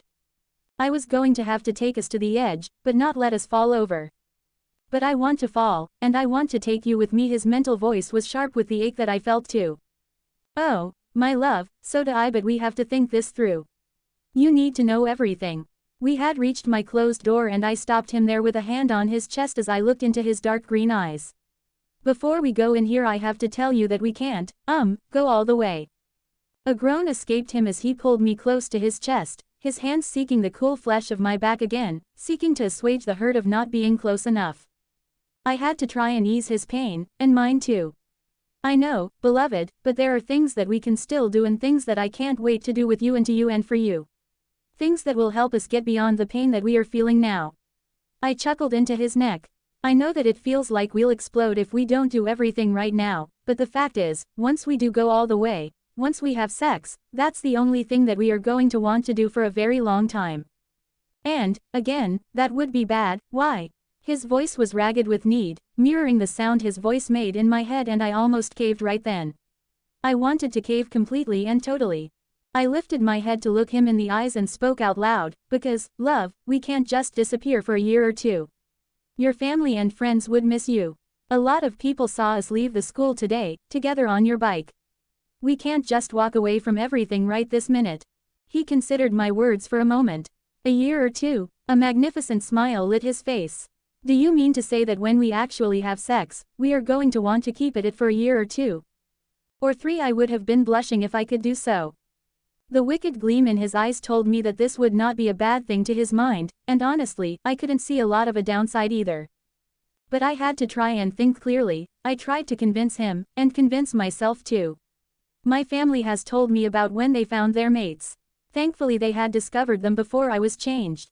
Their memories of the mating years are intense enough. I can't imagine what it would have been like living with them. Whenever they remember those years, I just have to leave, even now, and run for miles to get away from their thoughts. When he caught a few of the memories that they had shared with me, a growl erupted out of his chest and he picked me up and pressed me against the wall. Our lower bodies came together and the pressure of his arousal as he ground his hips against my pelvis nearly melted my bones. My legs came around his waist as I crashed my lips to his. Instead of trying to penetrate my mouth, Edward sucked my lower lip into his and nibbled there. A groan left me and he echoed the sound in his mind. Move me over towards the door so that I can open it. I think the bed might be more comfortable than this wall. Although this is quite hot, he did as I asked. I reached down and turned the knob. He stepped inside and I kicked the door closed with my foot. Edward stopped kissing me long enough to look around the room. He spotted the bed and in 4 large steps we were there. He gently placed me on top of the dark blue comforter, his hands lingering along my jaw before he straightened up. Keeping his eyes on mine, he lifted his shirt up and over his head, dropping it at his feet. A gasp left my mouth at the sight of his naked chest. He was gorgeous, all sculpted muscles with a light dusting of bronze hair that started high and trailed off down beneath the waistband of his low-slung jeans. That summer job had done more than allow him to earn a motorcycle, that was for sure. I knelt on the bed and lifted my own shirt up and off, tossing it towards the floor. Considering this was the first time I had ever bared my body to anyone, I probably should have felt a little bit of embarrassment, but there was none. I wanted him to look at me, I wanted him to see me, I wanted him to touch me. Touch me, Edward, please. Bella, you are so gorgeous, I want to touch you. There was no green to be seen in his eyes as they shifted and looked down my body. I nearly felt the heat of them passing over me. Reaching behind me, I unhooked my lacy bra, grateful that Alice kept my lingerie drawer full of pretty things. But before I could slide the straps down off my shoulders, Edward was on the bed kneeling before me. The heat of his knees as they touched the outside of my thighs was heavenly. Wait, let me. He placed his fingertips on my hands where they rested on my jeans-clad thighs and slipped his fingers slowly up my arms to my shoulders where the straps lay. Deliberately he pulled them down my arms, exposing my breasts to his gaze. He tossed the bra to the floor too. Again I could almost feel the heat as he looked at me. Bella, I don't think I'm going to be able to keep control here. I've never seen a woman bare, much less touched one. And you are amazing, so beautiful. His fingers slid deeply into the hair at the nape of my neck and pulled my mouth to his. I slipped my arms around his waist and pulled our naked torsos close. Relief filled us both at that amount of skin-on-skin contact. His body heat seeped into my skin, warming me like my own personal sun. A deep groan left his throat. Best sound ever. He started nipping at my bottom lip.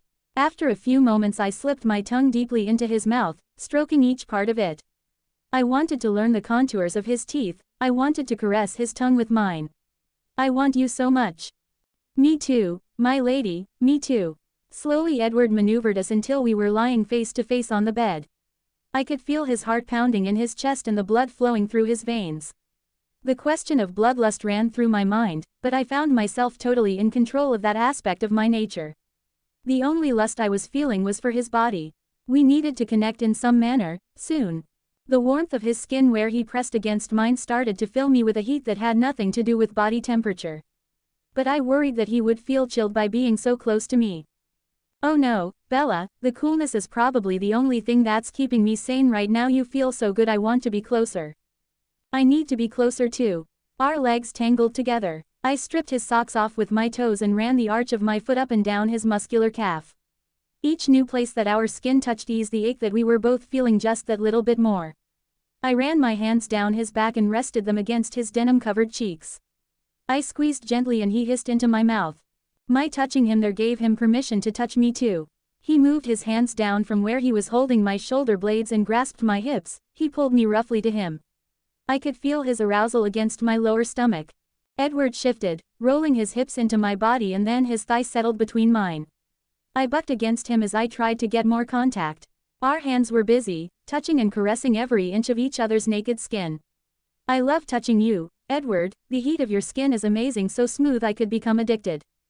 The relief at actually touching each other so intimately was easing the ache that had been growing since we first met in class. Now that I thought about it, the urge to be close had started when I first smelled him at the beginning of the day. I was quite thrilled that he wasn't the old grizzled geezer guy that my imagination had conjured at lunch, but that he was this hot young man lying next to me, loving me, caressing me. We were both becoming beyond aroused with the intimacy of our touches. My stomach was tightening and I could feel a coil of heat beginning to strengthen in him too. An outburst of some kind was imminent. I need to be closer to you. Edward nudged my legs apart with his knee and rolled us over until he was lying between my legs. As his weight settled there, I gasped at the pressure that his arousal was causing at the apex of my thighs. I gripped him tighter and he thrust against me. If we had been naked, that's when we would have come together, when we would have become one, when our 1 to 3 mating years would have begun. As it was, I was arching my back to bring our chests closer together. We were pressing our pelvises against each other, pushing and groaning as we strove to get even closer. The friction of his denim-covered cock against my sex was making me crazy. That's it, Edward, so close. Bella my lady, me too, I need you so much. Tilt your hips just a little and wrap your leg around me. That's it, my lady, my Bella, ah, that's it, just a little more. With another thrust of his hips he hit right where I needed him to and I came apart. He saw it happening in my mind and his back stiffened as he threw his head back and my name came out of his mouth in a long groan as he reached his own peak. I had heard others talk about seeing fireworks when they climaxed. I had even seen it in their memories, much to my dismay, but to actually feel myself reach that pinnacle for the first time was astounding, even more so when Edward came moments later. We were both experiencing each other's emotions and feelings and the waves of ecstasy seemed to roll on between us forever. Finally the shutters eased and our bodies relaxed against each other. Edward slipped down and laid his head onto my chest. He buried his face in my neck, resting against me until his breathing calmed down. I hadn't needed the air, but I had found myself panting along with him. Oh, my Bella, that was, well, I don't think I have words for what that was. I've read about it and dreamed about it, but there really aren't any words to tell you just how amazing that felt. Edward slowly moved off to my side, pulling me with him until we were once again face to face. Our chests were still pressed against each other and our legs entangled. I tucked my face into his neck as his strong arms came around me and pulled me closer. Yes, love, it was incredible, you were right, it is almost beyond words. I had no idea it could feel that good. I've seen it in others' thoughts but never realized how overpowering it could really be. How do you feel right now? After our release some of the pains had been alleviated in my body. I feel better, less achy. Do you? I listened as he took mental stock of how he felt. Well, I do feel a lot of relief, my lady. The smug tones in his mind made me laugh. What? I do feel better. And I know you do too. He laughed as he kissed me on the end of my nose and rolled onto his back, pulling me close to his side. I lay my arm across his chest and settled my leg up over his thighs. He wriggled just a bit as he adjusted himself. Okay, that's just a bit, messy. His comment made me laugh this time. I reached up and kissed him full on the lips. Let me go get a pair of Jasper's pants. You have a similar build, I think his will fit you. Do you want to take a shower while I get them? Are you going to join me in there? His look was hopeful for a moment, but then he looked a little worried. I'm not sure how I'll cope being away from you yet. I had wondered about that too. No time like the present to test it. I sat up and rolled away from him to the edge of the bed. Pausing there, we waited to see how we'd feel when we weren't touching. Okay, so far let's see how it is when I move away. Not that I want to go far at all. I stood and stepped away from the bed. I felt a tug through my body, but nothing like the pull towards him it had been earlier. When I turned back to face him his eyes slid down my body and then back up before dropping again. That's when I realized that I was still only wearing my jeans. Hey, bucko, eyes up here. I pointed to my face, which was covered by a very wide smile. Edward laughed and leapt from the bed, catching me and swinging me around in a circle.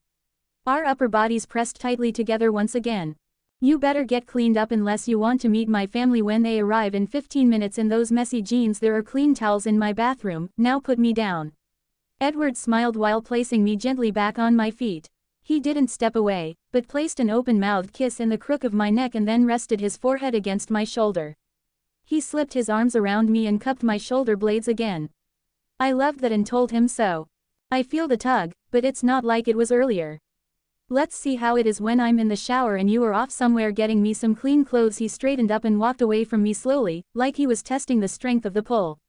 I heard him sigh in relief when it didn't get hideous as he stepped out of my view and into the bathroom. I swept my bra and shirt up from the floor and had them on before I reached my bedroom door. I was back in my room in a few seconds after fetching a pair of soft jeans from Alice and Jasper's room. Holding them up, I figured they would fit him pretty well. I tried not to imagine the denim hugging his perfect ass. I heard his laugh in my mind at my mental wanderings. Having someone in my mind was going to be hard to get used to. The shower was running, steam beginning to fill the room when I stepped to the bathroom door. I know you're out there. Did you change your mind and want to join me? Edward's mind was calm and tranquil, more so than it had been since I first met him in biology. No, love, now that we both feel more relaxed we still need to talk about some things. And I think that if I step into the shower with you, we'll just start all over. And what's so bad about that? Edward's green eyes peeked around the shower wall, a smile in his voice, and I felt the pull begin anew. Nothing is wrong with that, per se, but we do have things to talk about and my family will be here any minute. Hurry up and get dressed. I dropped the clean pants and his shirt on the counter and left the room. He was laughing at me as I went. Guess I'm going to go commando. Oh, that man was going to be the death of me. His naked butt notwithstanding, I tested my feelings and decided that things were still okay, that the tension was manageable. I had no idea how long the relief would last, how long it would take before we needed to connect again. Maybe my family would be able to tell me. But then again, maybe not. I had never heard them speak of a vampire and human who had become mates. We had friends in Alaska who had taken human males as sexual partners over the past several decades, not as mates, but as flings, boy toys, one-night stands. It had taken them a bit of trial and error to figure out just how to play with them and not kill them. They were dedicated, though, and worked at it long and hard. They had never bonded with any of them, they just enjoyed them and then moved on. I know this because they really did relish telling me about their conquests. Apparently my virgin status made me fair game for embarrassing stories. I could no longer blush, but they certainly enjoyed my discomfiture. Emmett was usually right there listening to them and watching me squirm, then teasing me about it later. Edward laughed again as I shared a couple of the stories they had told me.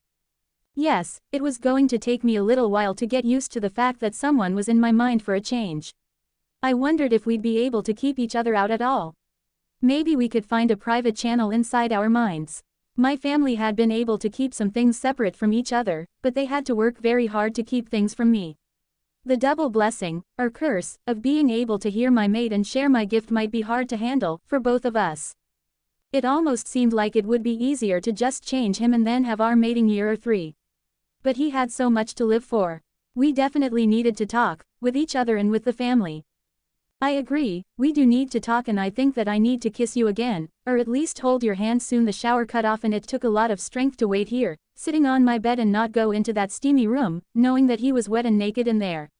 His scent was reaching out of the room towards me. The heat of the shower had magnified it. I breathed in deeply. Beautiful. Oh, so now I'm beautiful too. And hot when I'm on my bike.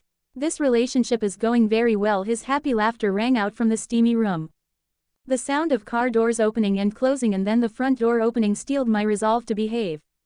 That's too bad, I was looking forward to you misbehaving. In fact, I was going to encourage it. Edward stepped into my room as he pulled his shirt back on. Oh yes, the pull was still there and it was building again. Edward reached his hand out to me and I walked over and took it. He pulled me close and I tucked my face into his neck. You smell so good, Edward. You do too, my lady. He pressed a soft kiss just below my ear and I could feel the tension and lust start to rise in us both. I kissed him back, enjoying the warmth of his lips on mine. I ran my hands up into his damp hair, smoothing the tangles out with my fingers. Pulling gently, I tipped his head back so that I could run my nose along his jawline. His voice was a soft rasp. I like it when you do that.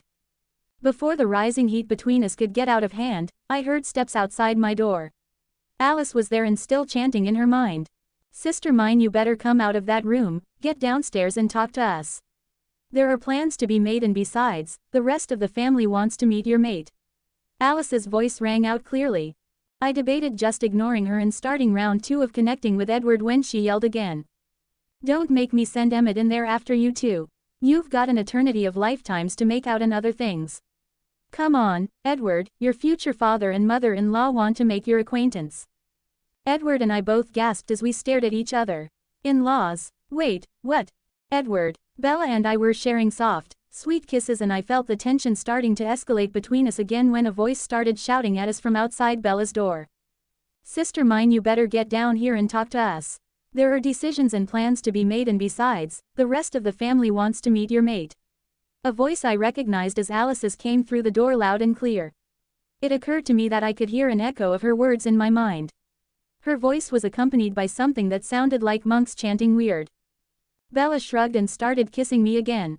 I wondered if the door was locked and if so, whether a small, spiky-haired vampire would be able to crash through it. Don't make me send Emmett in there after you too. You've got an eternity of lifetimes to make out and other things.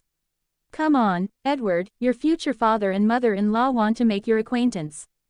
Bella moved slightly away from me and we both gasped as we stared at each other in shock. In-laws, marriage, until death do us part. Forever and always. White dresses and tuxedos, garters and bouquets. Honeymoons, now there's a thought. The idea of marriage hadn't entered my mind as anything more than a passing consideration, ever. Yes, I figured that I'd get married someday. But suddenly I wondered if that could be the answer to our separation anxiety, to our need to touch and be touched. I tried the idea on for size. Married to you, my soulmate. Married to the one person who was the center of my universe. Married and able to be with that person, you, all the time, all day and all night. Bella was already passing at school as a 17-year-old. The legal age to get married in Washington is 18. I'm not sure where that piece of trivia came from, but I also knew that you could get married at 17 with a parent's permission. What would my parents say? I'm 17, but would my parents sign a waiver so that I could get married? That was an interesting thought. I glanced up at Bella's face when I heard the shock in her mind at the thoughts that were running through mine. Are you crazy? We can't get married. You are a junior in high school. Bella's mental voice was a shout and it almost hurt inside my head. I heard squealing from outside the door. So are you. Well, you're pretending to be a junior and 17, you're really 41. A cougar for sure. The look she leveled at me made me backtrack. Let's take a minute and really think about this. Married, being able to be together, really together, could that work? I had my fingers twined in hers and I could feel the tension in her body. The relief we had felt just minutes ago was no longer in evidence.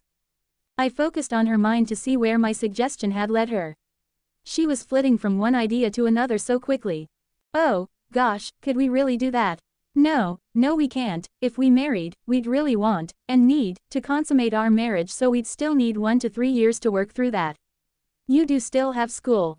And I'm not sure that even your stamina, as a 17-year-old human man-child, would be enough to undertake how much I'd need you to be with me, really be with me. Vampire and newly mated, you know.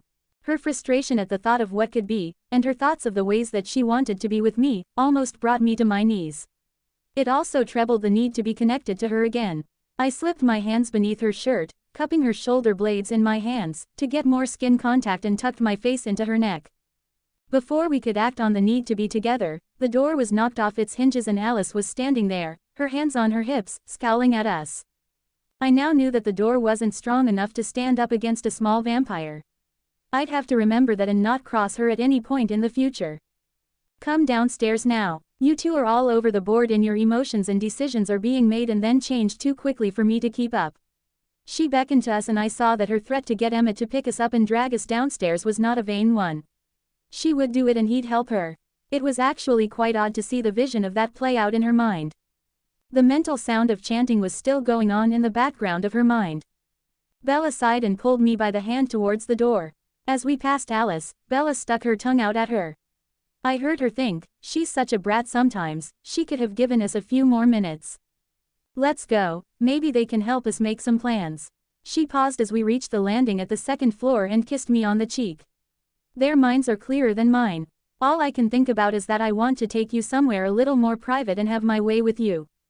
Her words, which she whispered into my ear, were overheard by the family waiting downstairs. Someone started whistling and hooting before we made it to the bottom of the stairs. Maybe you should have thought that to me instead. Trust me, Edward, they are all going to love you as much as I do. Actually, they probably can't love you as much as I do, because I love you beyond the last star in the heavens and back. I could hear the truth in her words and it made me stand tall. Bella loved me, I could handle anything, at least I hoped I could. The hooting continued as we stepped to the door of the living room. Oh, yeah, this was going to be fun. I was meeting Bella's family for the first time, when they all knew that we were mates and that we had been connecting on some levels. My face was hot and I took a deep breath before she led me into the living room. All of the confidence that had filled me because I knew that she loved me quickly left when I realized that I really was meeting the parents and the siblings of the woman I was going to marry at some point, the woman who was my mate. It didn't occur to me to be scared that I was also meeting a very large group of vampires until Bella asked if I was worried, but I told her that I wasn't, I just wanted them to like me. I recognized everyone around the room from Bella's reveal. Judging by the looks on all of their faces as we entered the room, they all knew exactly what we had been up to over the past couple of hours. Emmett was grinning ear to ear and giving me 2 thumbs up. I suddenly got a sense of everyone's thoughts. Emmett was thinking of some of the ways that he was going to be teasing us. It abruptly became overwhelming to hear everyone. It was like being in the middle of a tornado of sound. I could only catch bits and pieces because there were 7 of them. Bella's thoughts were the clearest. I know they are going to love him and maybe they really can help us figure this out. I have to be with him again and it needs to be soon. A vampire and a human mated, that hasn't happened before that I can recall, but we are going to have to make this work for Bella's sake. I wonder if He's so handsome, just look at how her eyes are sparkling. Oh, this is truly a mated couple. Another son, she's giving me another son to love. His emotions are all over, so are hers for that matter. The lust I felt earlier is just simmering below the surface. I don't know how they haven't given in yet. Well, at least he's supposed to be smart. Maybe he'll be able to keep our secret, but not if he's going to be jumping her in the middle of class 1. Remember how hard it was to wait until Emmett came out of the change to mate with him. Wow, good thing Jazz caught and held back that spike of lust. That first taste of it was enough to get me going. I bet Jasper won't be able to keep it up. Having a newly mated couple in the house is going to be fun. I bet Rose is going to be ready any second now, and that's when Emmett's thoughts took a turn into X-rated territory. Getting those visuals was not helpful in my current situation.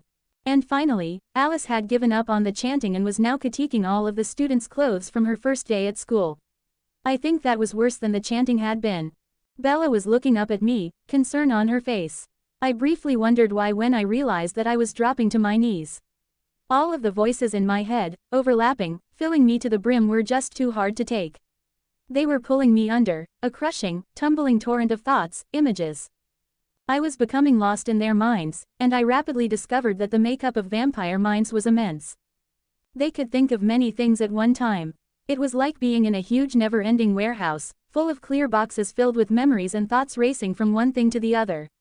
I kept trying to focus on just one thought, just one thing to anchor me to something, anything. I knew that I had to find the exit so that I could escape, but there was just too much going on and I felt like I had to look at everything. Suddenly I could feel cool hands on my face, forcing my head up. Look at me, Edward. Open your eyes and look at me. Please, love, look at me, come back. Bella, I needed to look at Bella.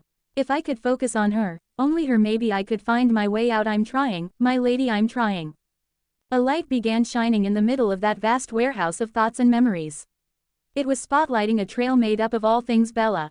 I walked along the lit path, smelling her scent just like it was the first time, seeing our first meeting in biology, our first touch, our first kiss, our first intimate connection. Relief washed over me. The rest of the voices were nearly gone, just a hint remained, rather like the babbling of a gentle brook. In a blink I unexpectedly stood in the middle of a meadow filled with wildflowers. It was a lovely place. The quiet was soothing, the only sounds were a gentle wind and a creek babbling and burbling its way around the grassy space. A deep sigh left me at the peace I had found, and I didn't want to leave, but Bella was calling me. Wrapping the serenity of the meadow around me like a sheltering cloak, I opened my eyes and looked up into Bella's worried ones. I'm back, thank you, my lady. Bella's fingers slipped behind my head, touching my scalp with the pads of her fingers. She drew me close and kissed me softly before resting her forehead against mine. What happened? I asked out loud when we moved apart. Her family was still in the room, standing very quietly, watching us. Their mental voices were muted now, nothing clear getting through to me. They sounded like the brook in the meadow. Oh, Edward, I'm so sorry. One of the side effects of us becoming mates is that you are sharing my ability. Mated couples can hear each other. I've told you that already, but my gift is that I can hear others, everyone in fact. I've never been able to keep them out. I've learned how to block everyone to a degree, but I've never been able to tune them out entirely. And now you have a portion of that gift too. I'm so sorry. She rested her cheek against mine. What made it go away then? I can barely hear them. I closed my eyes and could still see that springtime meadow. The only thing that could make it more beautiful would be Bella standing in it with me. Suddenly she was there with me, holding my hand as we stood in the soft sunshine. Where are we? Bella was looking around, confusion in her mind. Oh, I can't hear the family. It's quiet here. What's happening? What are you talking about? I opened my eyes, keeping the meadow in the back of my mind. I was surprised to find that we were still in the living room. The meadow had looked and felt so real. I stood up, holding Bella's hand in mine. What's going on? Jasper asked. First you were overwhelmed, then you were at peace, and now you're confused, but still peaceful. I heard you all in my head, which is weird, since I haven't even met most of you. I got lost inside all of your thoughts. I focused on Bella and found my way back out. But then I was in a meadow and I could barely hear you anymore. Bella joined me. I still can't hear you very well at all. Your voices are very soft, just a murmur actually, but much easier to bear. And I can see us in the meadow, and I can't hear you all very well either, it's like a distant echo of your voices. Bella looked over at the tall, blonde man. I recognized him from her memories. This man was her creator, her father, Carlisle. He was also the new doctor at Forks General. When I looked at him he stepped forward, holding his hand out in greeting. Edward, I'm Carlisle, welcome to the family. Nothing like jumping in with both feet, His hand was cool, just like Bella's, but a sense of reassurance came from him and wrapped me in a feeling of comfort. How about we introduce you to everyone and then we can see if we can come up with a plan to help you both. He turned and introduced me to each family member, starting with his wife, Esme. She came and wrapped her arms around me, hugging me tightly. I returned the hug with one arm, not wanting to let Bella's hand go. Stepping back and cupping my face with her cool hands, Esme welcomed me. Edward, I can't thank you enough for putting that sparkle into Bella's eyes. Rest assured, my brilliant husband will be able to help you both with this situation. Everyone else just nodded to me from where they stood and sat around the room as Carlisle introduced them. Bella pulled me over to the love seat and sat with me, tucking herself into my side and keeping our hands clasped. I briefly wondered how her family would feel about us sitting so intimately together, but then I decided that since they had all found their soulmates, they probably knew that it was next to impossible for us to be much farther apart. You didn't eat any of the snacks I left for you, Edward. Can I get you something before we start? Alice asked. I didn't think that I could eat anything but did ask for the rest of my bottle of water. Before the words were completely out of my mouth she was standing back before me with the bottle. Here you go, she handed it to me with a grin before she went and sat on Jasper's lap. I wanted to pull Bella into my lap too, but decided to try and hang on to a modicum of decorum for a while anyway. The tension was rising in us both again. I drank the rest of the water in the bottle and set it aside. I tucked Bella closer to my side. Carlisle was standing near Esme's chair, his hand resting lightly on her shoulder. First, I think that congratulations are in order. Finding one's mate is definitely an occasion to be celebrated. Some vampires, and some humans for that matter, will never find that one person that is their other half, their soulmate. He smiled at us both and everyone murmured their best wishes. This does present us with a dilemma, as I'm sure you both have noticed. Once a match is made, mates are compelled to consummate the relationship. It's almost like a mating imperative. I felt a blush start up from my neck to my cheeks. Carlisle noticed and addressed the issue. Please don't be embarrassed. I can say with 100% accuracy that we have all been where you two are right this minute. The couples around me smiled at their mates and nodded their heads in agreement and understanding. I could feel a surge in the lust that I was already sensing between Bella and me. Carlisle glanced at Jasper and suddenly the heat inside me was cooling down a little. Bella nodded her thanks to Jasper.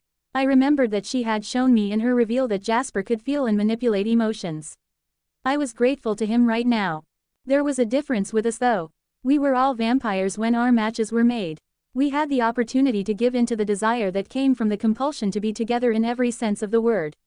Carlisle paused and I wished that I could read his mind at that moment, but part of me was still in the meadow and I had a sneaking suspicion that that was keeping the thoughts of those around me at bay. Bella squeezed my hand and nodded slightly at me when I looked over at her. Yes, I think that our visit in this lovely meadow is keeping us out of everyone else's minds. I like it. I can think of some tests that I'd like to try.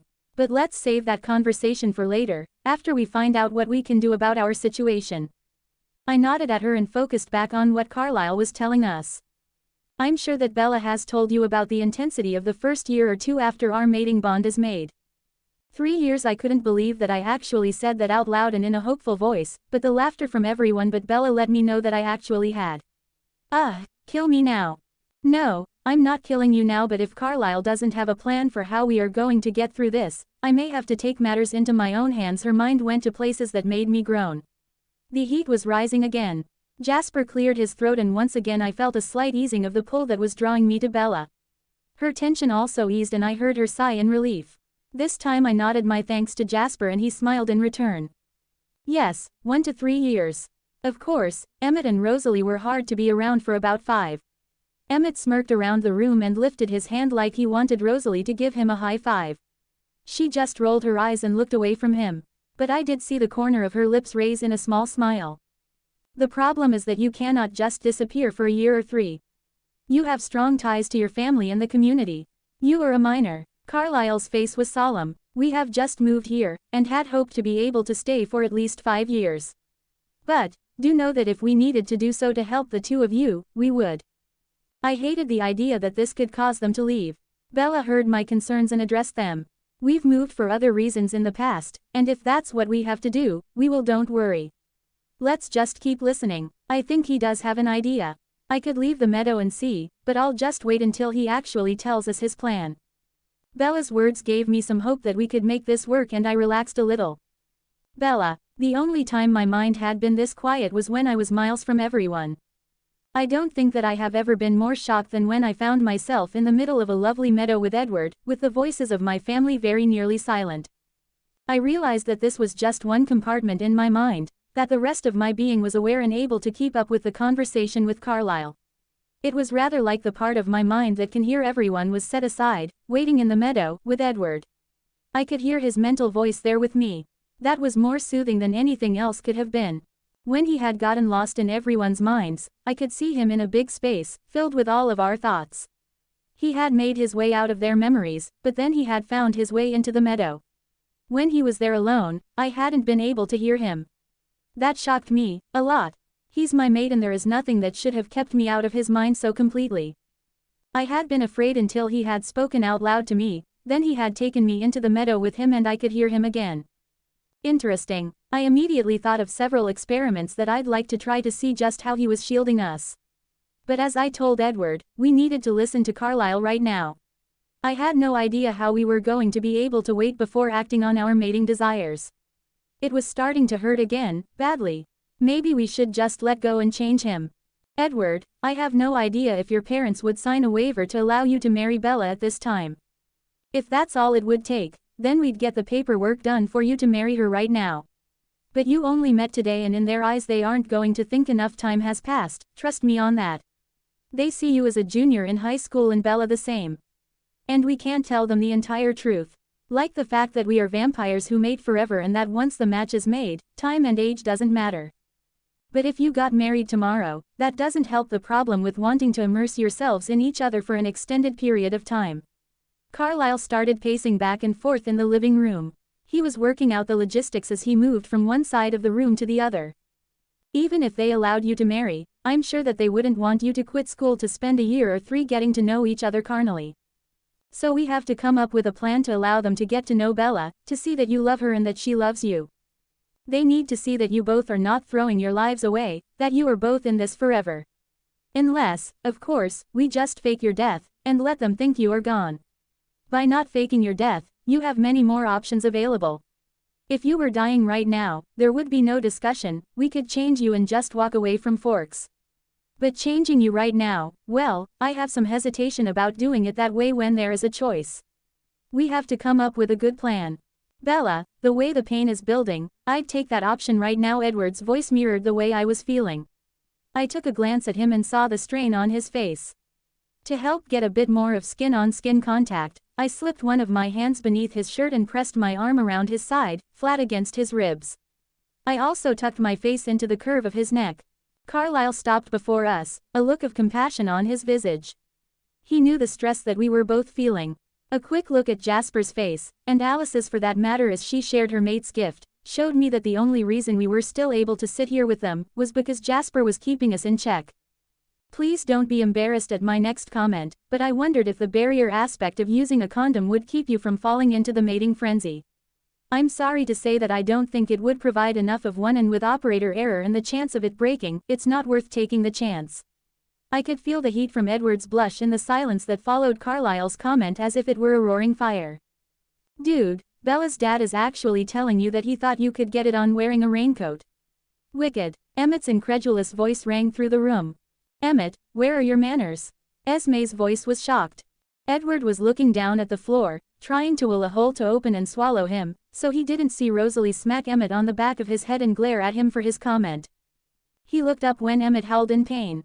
Rosalie had perfected that smack over the course of several decades of inane remarks from her husband. Emmett, please remember that if and when Edward is turned, he will be stronger than you and he will exact retribution from you for any and all things that you may say and do from this moment on. Rose was glaring at her husband. And I am making notes so that he does not forget a single thing and he can demand reparation for each and every one of them from you while he is a very strong newborn. I will ask him to start by ripping off your. She dropped into mental communication with Emmett. Whatever she said made a huge impression on him, because he looked shocked. At that moment I was very glad that I was not privy to their thoughts. You wouldn't really ask him to do that, would you, Rosie? His eyes were wide as he gazed at his wife. She looked him in the eyes and said simply, yes. Emmett took a deep breath and said to Carlisle, go on, I won't say anything else. Thank you, Emmett, I think that we will all appreciate you keeping your comments to yourself right now. Carlisle turned back to us. Turning you now would alleviate your immediate problem, but it would also bring a whole lot of trouble down upon us all. Bella has told you that the #1 rule of vampires is to keep the secret. And you are willing to do so? Edward nodded, that yes, I had told him that, and yes, he was willing to keep the secret. Carlisle accepted his promise and continued, Edward, what time will your parents expect you home tonight? Edward took in a deep breath, trying to focus on Carlisle's words. We eat dinner at 7. I need to be home by 6:45, he said, his voice strained. Okay, that gives you about an hour and a half to find some relief. And then we can talk again. At the word relief both Edward and I groaned just a little. Carlisle, I suggest we let them find some relief right now. Jasper's voice was nearly as stressed as I felt. It's all I can do to keep their pain levels below shattering, and I think that's only because Edward is shielding them in some manner. We are going to go hunt, and give you some privacy.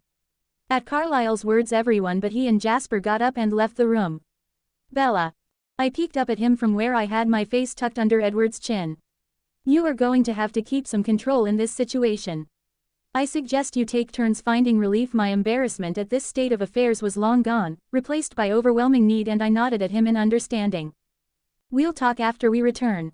I have some ideas on how to keep you two in close proximity and that should help. We'll talk when we get back. Carlisle was already out the door. Bella, I won't let go of my control until I'm at the tree line. That should give you time to get upstairs, Jasper said, then he was gone too. Bella, now Edward's voice was pained. It hurts so bad, or is it good?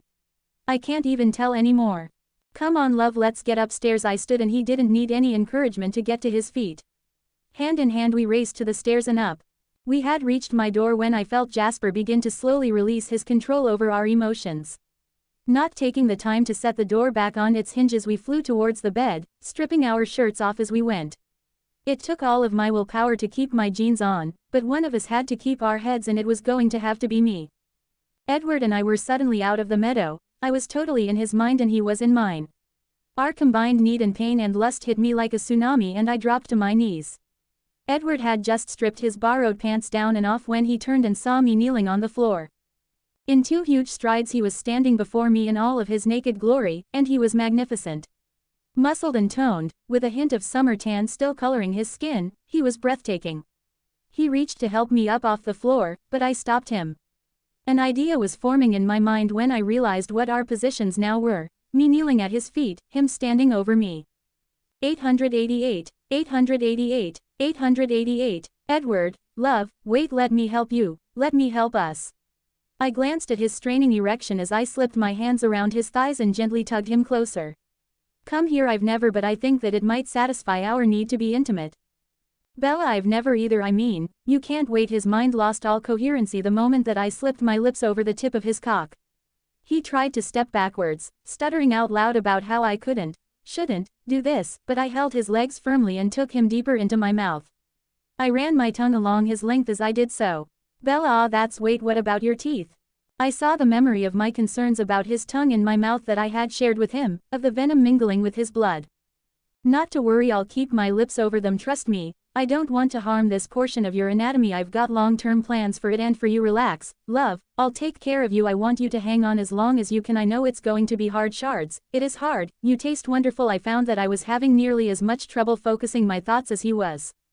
The feelings swirling through his mind were mingling with mine, and the instinct to do more was barely being kept at bay by our current actions. The intimacy was helping the ache we both felt, but I wanted more. Since we can't have the other kind of penetration, this might just help us both. You are inside me, I'll go slow, I've never done this before either, let me know if I do anything wrong or right. Edward had woven his hands deeply into my hair and he was conflicted as to what he wanted to do. In the small portion of my brain that wasn't engulfed in the need to mate with him, I found some amusement in the fact that he was worried that this wasn't going to be enough for me. He thought he should be doing something more for me and, yet, my mouth on him felt so good that he never wanted me to stop. Please, Edward, just let me do this for you, doesn't it feel good to you? If you feel better, then so will I. I felt a wonderful sense of freedom from the pain that had hammered us just minutes before as my mouth slowly moved up and down his length, savoring the taste and feel of him. I certainly do feel better, I couldn't help the moan that escaped me then, and I felt him shiver in delight at the sensation. That encouraged me to repeat the sound again. He gave in at that moment because he felt the respite that such intimate contact brought him to. I felt acquiescence in his mind as he gave himself over to me completely. His fingers twined tightly in my hair and his hands guided my head into a steady rhythm. It's not going to take me long, my lady, so good, ah. His mind flooded with ecstasy as the first wave of his orgasm built inside him, causing his back to arch as he pushed himself closer to that edge. Sharing the feelings of his imminent release through our mental connection, and the massive amount of skin-on-skin contact we shared, triggered my own intense emotions. Grasping his thighs tighter, I groaned around his shaft as he pushed deeper into my throat, filling it completely. I swallowed and immediately felt him experience the movement through our intimate bond. We can take more time next time, I thought just as he thrust one more time and ejaculated into my mouth, the warmth of his seed spilling down my throat. Our minds were blended so closely that it was hard to tell where I ended and he began. My groan as I felt his feelings compounded our sensations and we both fell deeply into a mutual orgasm. Finally releasing him when the tremors slowed in his body, and in mine too, I leaned back and looked up into the gorgeous face of my mate. After throwing his head back during his release, he had then curled forward, leaning over me, his hands sliding one to the nape of my neck and the other down to my shoulder blade, holding me tightly as I rested my face against his thigh. 888, 888, 888, come, love, I need to feel you in my arms. His voice was quiet and much calmer in my mind, reflecting my own mood. I stood and he led us to my bed. We moved into the middle of the soft expanse, holding on to each other tightly, arms and legs twining around the other. You came to even without me touching you. Oh, love, you were touching me, I laughed softly as I burrowed my body closer to his very intimately as I recall. I kind of think I should be embarrassed, but I love you and it felt so good. Edward brought his hand up and he cupped my face and kissed me gently. You said you hadn't done any of this kind of thing before either. I do recall a kiss when I was 16, before I was changed. But it wasn't that great. In fact, it was wet and I remember wondering what the big deal was. I can't even remember what his name was. Not all of our memories come with us through the change. I could hear his satisfaction over that fact. Your kisses, on the other hand, I will never be able to forget. Well, why don't we share a few more, just so you have plenty to remember. His lips came to mine. Can I touch you while we kiss? Oh, Edward, your life has been changed in so many ways today, finding out you have a mate who is also a vampire, one who can read your mind and that now you can hear the mind of everyone around you, finding out that you don't just want sex, but need it at an almost molecular level or you'll be in excruciating pain, and you ask if you can touch me. I wrapped my arms around him tightly. Darling, touch me in any way you want. Pulling back just a little, he grinned down at me. It would be my pleasure, love. And so began our third round of connecting. Edward, Bella was right, this had been a day full of extraordinary changes for me. I was having a hard time wrapping my mind around the fact that she was in my life, that she now was my life. This isn't the way that I thought it would be, that my mate, wife, lover would appear like a bolt out of the blue. I had always thought there were steps to a relationship: graduate high school, go to college, meet a nice girl, get to know her, introduce her to the parents, get engaged and then get married. It seemed like a traditional progression. As I breathed Bella's scent deeply into my lungs, I knew that even though this was not routine or traditional, it was right. Nothing that made me feel this good, this loved, this warm, this happy, could be wrong. I knew that she felt the same. This was the way it had to be for us. And here she was, wrapped around my body, caressing me, loving me, letting me share her thoughts and filling me with love. Amazing wasn't a big enough word to describe what this day had been like, what my life had just begun to be about. We can lie here for another 15 minutes and then we need to get dressed again. The family will be back in 20. Hopefully Carlisle will have come up with a plan. Bella looked up into my face while she continued to trace designs down and across my back with her cool hand. Her touch soothed the ache that still wasn't totally gone. But it was so much better than it had been. I find myself debating this question in my mind: why don't we just give in? Make love, become permanently mated, change you and go on with our vampiric lives. We could be having wild monkey sex, making sweet soft love all the time, breaking the headboards and biting pillows. She tucked her body even closer to mine, well as close as she could while still wearing her jeans. Have you come up with an answer to the question of why not? I asked as I drew invisible designs on her back too, just enjoying the sensation of touching her. Yes, I have. It's because I want it all for you. I want you to be able to stay with your family for as long as you can. I want you to be able to go to school and get whatever degree you want, and most importantly, at least to me, I want to be right beside you while you do all of that. I started to interrupt her, to tell her that a lot of that stuff didn't matter to me, but she placed her cool fingertips on my lips and continued in my mind. I want it all for you, okay. I want you to have it all. Let's just cuddle for a few more minutes and then we can see what Carlisle has come up with. She slid her hand up to the nape of my neck and wove her fingers into my hair. It felt so good and all I could do was agree with her. We lay there for the next several minutes, gentle thoughts running through both our minds. It was hard to see where my thoughts and hers began and ended. It was a wonderful blending of us both and incredibly soothing. Bella. Edward was asleep, his head resting on my chest, his right arm holding me firmly against him, his hand once again cupping my shoulder blade. I could hear his thoughts as he settled in REM sleep in the middle of his comfortable bed. There was a thread of me throughout his dreams. I touched his parents' minds and they were deeply asleep also. I relaxed further into Edward's pillows and thought back over the evening. While we waited on the love seat for the family to arrive, feeling a lot more at ease after our time together, I asked Edward to think about the meadow. Once again we were holding hands, walking in the quiet ambiance of the flower-filled area. I didn't even hear them approaching the house. Yes, we would have to do more testing on this talent that Edward had. What a strong gift for a human to have. I asked and he released me when Carlisle started speaking, although he stayed inside to keep their voices out of his head. Since Edward had to be home soon, Carlisle had suggested that there were a couple of things that we could do right away to make things easier on us. He would continue to refine the plan over the next few days. He was sure that he could come up with a protocol for us to use that would buy us time until Edward was at least 18. Edward and I had both agreed with Carlisle that we needed time to adjust to everything and to get his affairs in order. Since the thought of faking his death was not one any of us were happy with, we would just have to take the time for Edward's family to get to know me, to realize that I wasn't just stealing their son and ruining his life. But we also needed to spend a lot of time together, skin to skin, if we were going to be able to keep the mating imperative at bay until Edward was older. He'd be able to make his own legal decisions then. He also wasn't thrilled with the prospect of looking like a 17-year-old for eternity. I told him that it didn't matter to me. I thought he was handsome and it wasn't like I looked 30, although I did think that I'd need to punish him for that cougar comment. In order to not remain a high school student forever, it would be helpful if we could wait long enough for him to physically mature a bit more. He understood that thought process and agreed with it. Carlisle's first suggestion was that I join Edward in his bed each night, arriving after his parents were asleep, then slipping out before they got up each morning. Edward's parents had the master bedroom on the main floor and his bedroom was on the upper floor, on the opposite side of the house. It faced the woods and he had a balcony, which would make my comings and goings much easier to facilitate. His parents didn't come to check on him at night. It was one of the perks of being a good son and never having been in trouble before. If they did head to his room at any point, I'd hear them coming and I could slip away before they reached the door. At this point in our conversation, Alice had stepped forward with several bags from a store in Port Angeles.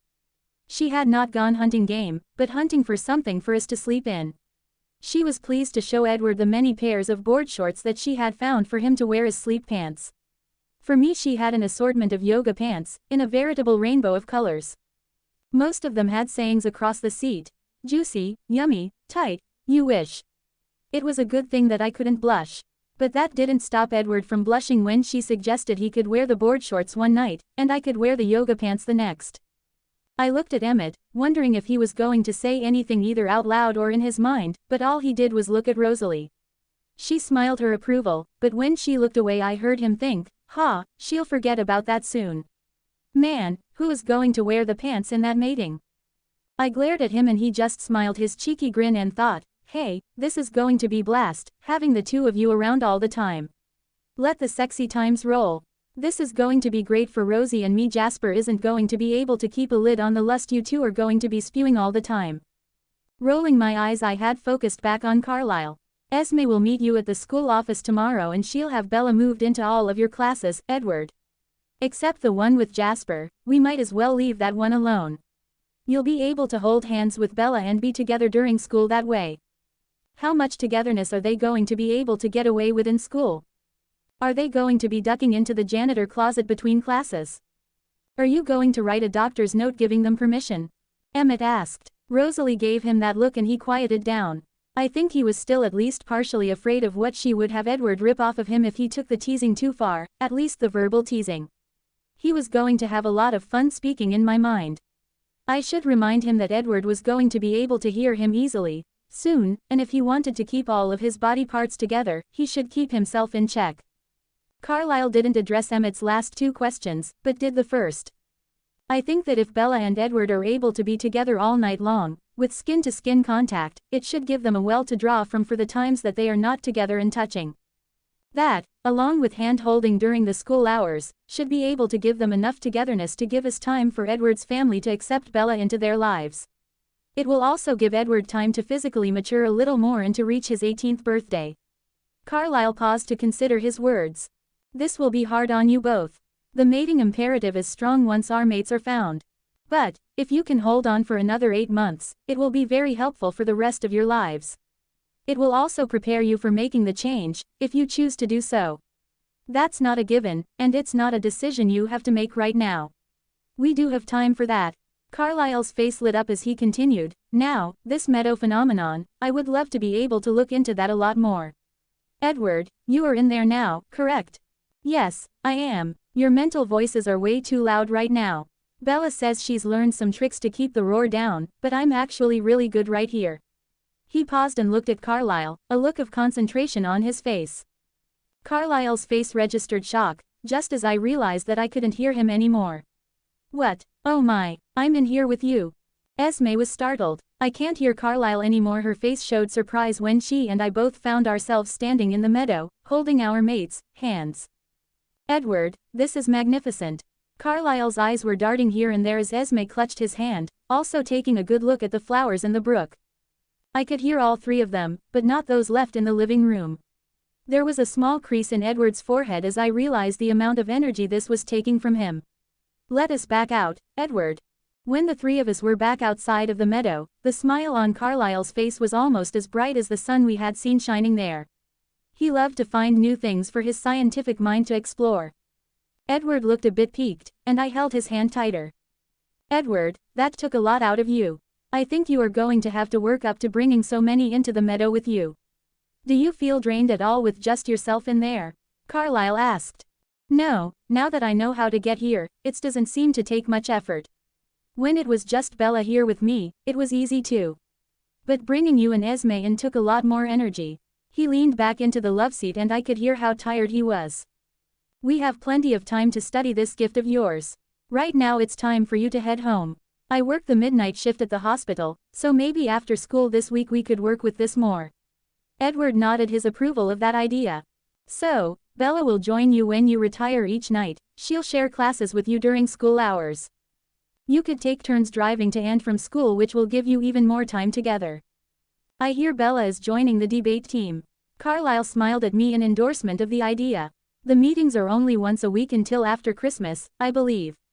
Also, you might want to mention that you've met a girl to your parents, talk her up a bit. Then maybe by the weekend she could meet them. She'll invite you here to meet her parents too. We don't have to tell them that you've already met us. We all laughed at that. We'll refine the plan as things need to change. For now, you need to get home. You don't want to get in trouble. He reached out and shook Edward's hand as we stood.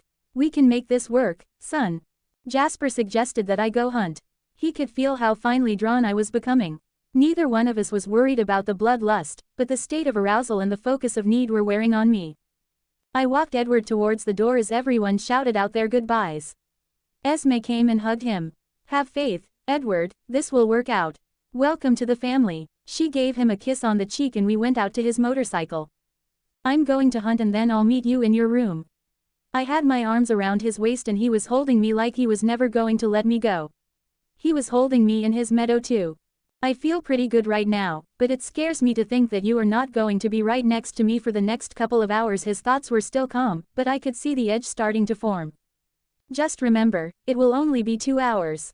I think our loving earlier is going to be, as Carlyle said, a well for us to draw strength from.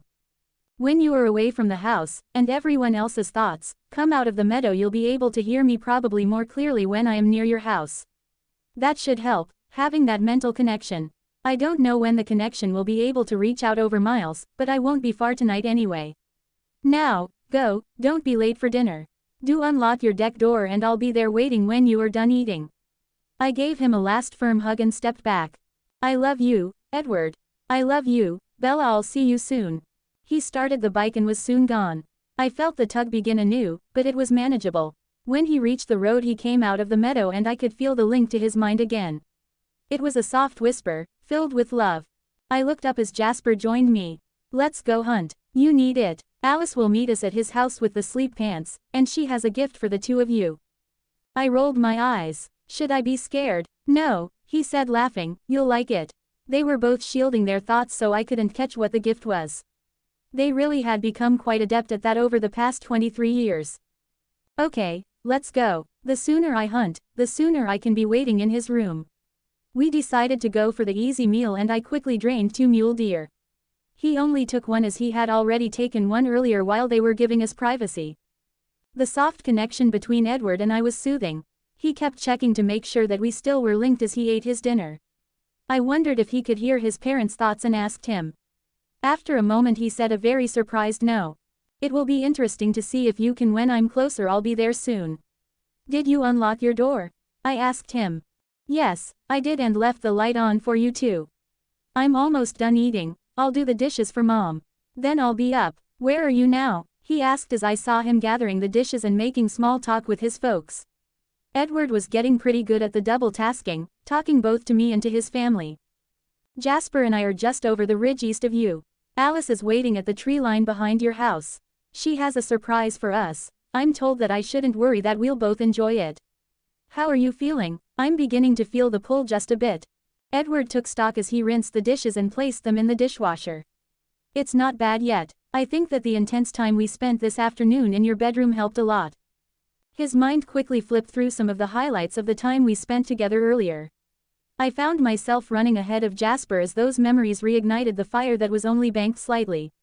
I was ready to get to him, to touch him. I'll be in your room in about 5 minutes. And I'll be up there in 10. When we reached her, Alice handed me a large bag from Bed, Bath & Beyond. A gift for the two of you. What is it? I asked. We stood below the deck outside of Edward's room. The bag felt heavy. Alice smiled as she said, it's an electric mattress pad with dual controls and an electric blanket, also with dual controls. You can remake his bed, and keep your side toasty hot. That way Edward won't freeze sleeping with you. I could hear Jasper snickering where he stood in the trees. Alice, you are brilliant. I took the bag and hugged her. Where are the sleep pants? I left them on the deck when I took a peek inside his room. I wanted to see where you are going to be spending a lot of your time for the foreseeable future, even though I have already seen the future. She laughed as she hugged me back and then headed into the trees to where Jasper waited for her. Their thoughts were already settling on ways to relieve the sexual tension that they had been swamped in all evening. Edward had heard bits of our exchange, and he called a goodbye through me for them. An electric blanket, a heated mattress pad. Alice is brilliant. Tell her I said so. I'll be up in a couple of minutes. Mom wants to talk about something. By the way, once you were near the house, I could actually hear them a little. Probably it's your proximity that triggers your gift in me. We'll have to test that out too. I'll tell Alice and get these on the bed. That is interesting about hearing your family's thoughts. I'll see you soon. I passed the messages to Alice and turned to look up at his room. The windows, with the light shining, looked warm, and to Edward's deck took no effort at all and his door slid open quietly. I looked around as I stepped inside, pulling the door closed behind me. He had a king-sized bed covered in a black comforter. The walls were dark gold with several posters mounted in black frames. One was of his motorcycle, a red Honda CB 600 Hornet. Another one was of a red 1953 Chevrolet pickup truck. Apparently what his beater truck could look like. There was also a framed photo of his debate team holding a trophy and one with him standing with his parents. One entire wall was shelves filled with books and CDs. A nice stereo system took up one shelf and I could see the speakers in all four corners of the room. A desk with a laptop was on another wall. I had the bed stripped and the mattress pad installed and the bed remade in no time. I set the dials as high as they could go for now, but only on what would be my side of the bed. I could tell he slept on the right side, his scent was heavier there. Thinking ahead, I placed a damp washcloth and a dry one from the cabinet in the bathroom on the side table. I was pretty sure we'd need them later. Ripping the tags off of his new pants, I found space for them in one of his drawers. I didn't think it would be a good idea to put my stack in with his. The thought of his mother's face if she found an assortment of yoga pants in his room made me laugh just a little. He heard that and chuckled quietly as he stepped into the room. I was in his arms the second the door closed. It had only been 1 hour and 47 minutes since we had touched, but that had seemed to be a lifetime. Long sighs of relief left both of us as we tucked our faces into each other's necks. So, you think I might have a hard time explaining to my mom just why I have a pair of hot pink yoga pants with the word juicy written across the seat? He asked as he nuzzled my ear. She might think that you have some explaining to do, that's for sure. I can always bring a pair with me each night. I was doing some nuzzling of my own. I loved running my lips along his jaw, feeling the bit of stubble there. Wait, this should work. Pulling me along with him, he stepped into the walk-in closet and reached for a plastic box on one of the shelves. It was empty. You can put yours in here and I'll just set it on the shelf there. Mom won't even bother looking here. He drew me back into the bedroom and pulled me to his chest. I slid my hands beneath his shirt and caressed his smooth back. Another sigh left us both at the contact. I hate having to lie to your folks, even if it is a lie of omission. But we can't tell them my true nature and the fact that we are now mates. I'm also thinking that telling them that we'd really like to go off and have sex for a year, or 3, wouldn't make them happy. Edward had slipped his hands under my shirt by this point and he was running his fingertips up and down my spine. We need to do our homework and then we can get closer. I think I might have enough control to last until then, if we hurry. I leaned back to look into his face, which gave him the opportunity to kiss me. Several long minutes later we leaned away from each other and he picked up his backpack, removing the books. We sat on the floor, our thighs touching, and finished the work in record time. Edward closed the math book and we sat up. Why don't you shower and I'll change? I could get under the heated blankets and wait for you. Edward's eyes darkened at the thought. Standing, he grabbed the pair of the shorts that I had left on his bed and went into his bathroom. He didn't close the door and I could see him in the mirror stripping out of his borrowed jeans and stepping into the shower. The steam magnified his scent again and I breathed in deeply. I'd never tire of that. Enjoy the show. His voice was teasing, but I could hear the strain beginning in his mind. It was a mirror image of what was happening in mine too. Yes, very much. So, who gets to wear the pants tonight? I showed him a picture of me, topless, wearing the juicy ones, bent over picking up our school books. The growl that came from the bathroom made me wet and I groaned in response. I didn't have time to get under the covers as the shower cut off and he was out the door, a towel slung around his hips, water dripping down his chest. His shorts were forgotten on the counter. Bed now he didn't need to ask twice as we both dove for the covers. My side of the bed was scorching, but we didn't need the heat right then, we were making enough together. His towel was lost in our scramble to the bed and I enjoyed the feeling of his hot skin beneath my palms as I ran them from his shoulders and down over his back to his hips then onto his ass. I squeezed his cheeks firmly and he groaned into my mouth. That in turn caused me to thrust my hips up to meet his. His erection was already straining against my hip and I spread my legs to allow him closer. Our bodies were touching from shoulder to ankles and it felt so good. His weight holding me down to the firm mattress was heavenly, only topped by the feel of his lips against mine. He had his hands tangled in my hair, turning my face so that he could get the best angle to kiss me. Sucking my upper lip into his mouth caused another wave of arousal to pour from me and I sucked his lower lip, carefully, between my lips. Edward situated himself firmly between my thighs. We started moving together in a dance as old as time. Pushing into each other, stroking tongues and roaming hands filled my mind with want. Our mental connection drove our touches, leading me to hike my leg over his hip. The soft material of my pants felt good against his naked skin as he thrust gently against me. Not as good as your hand or mouth, but this position is feeding something in me, feeling you move beneath me, giving back, taking. His mind was full of emotions as our thrusts became stronger. I hitched my other leg over his waist, spreading my legs wider, and then he was rubbing against the very spot that I needed. Yes, right there, Edward. He complied with my request and pushed harder against me. The explosion in my core was amplified as his orgasm hit and we both tumbled over the cliff, gasping and holding each other tightly. Coming back down from the high took us a while. He had tucked his face into my neck, trying not to make too much noise, and he rested there, just breathing deeply for several moments. I was glad that I didn't need to breathe so that he didn't need to move his weight off my body. Eventually, with a sigh, Edward rolled off of me and I reached to get the damp cloth that I had left on the table.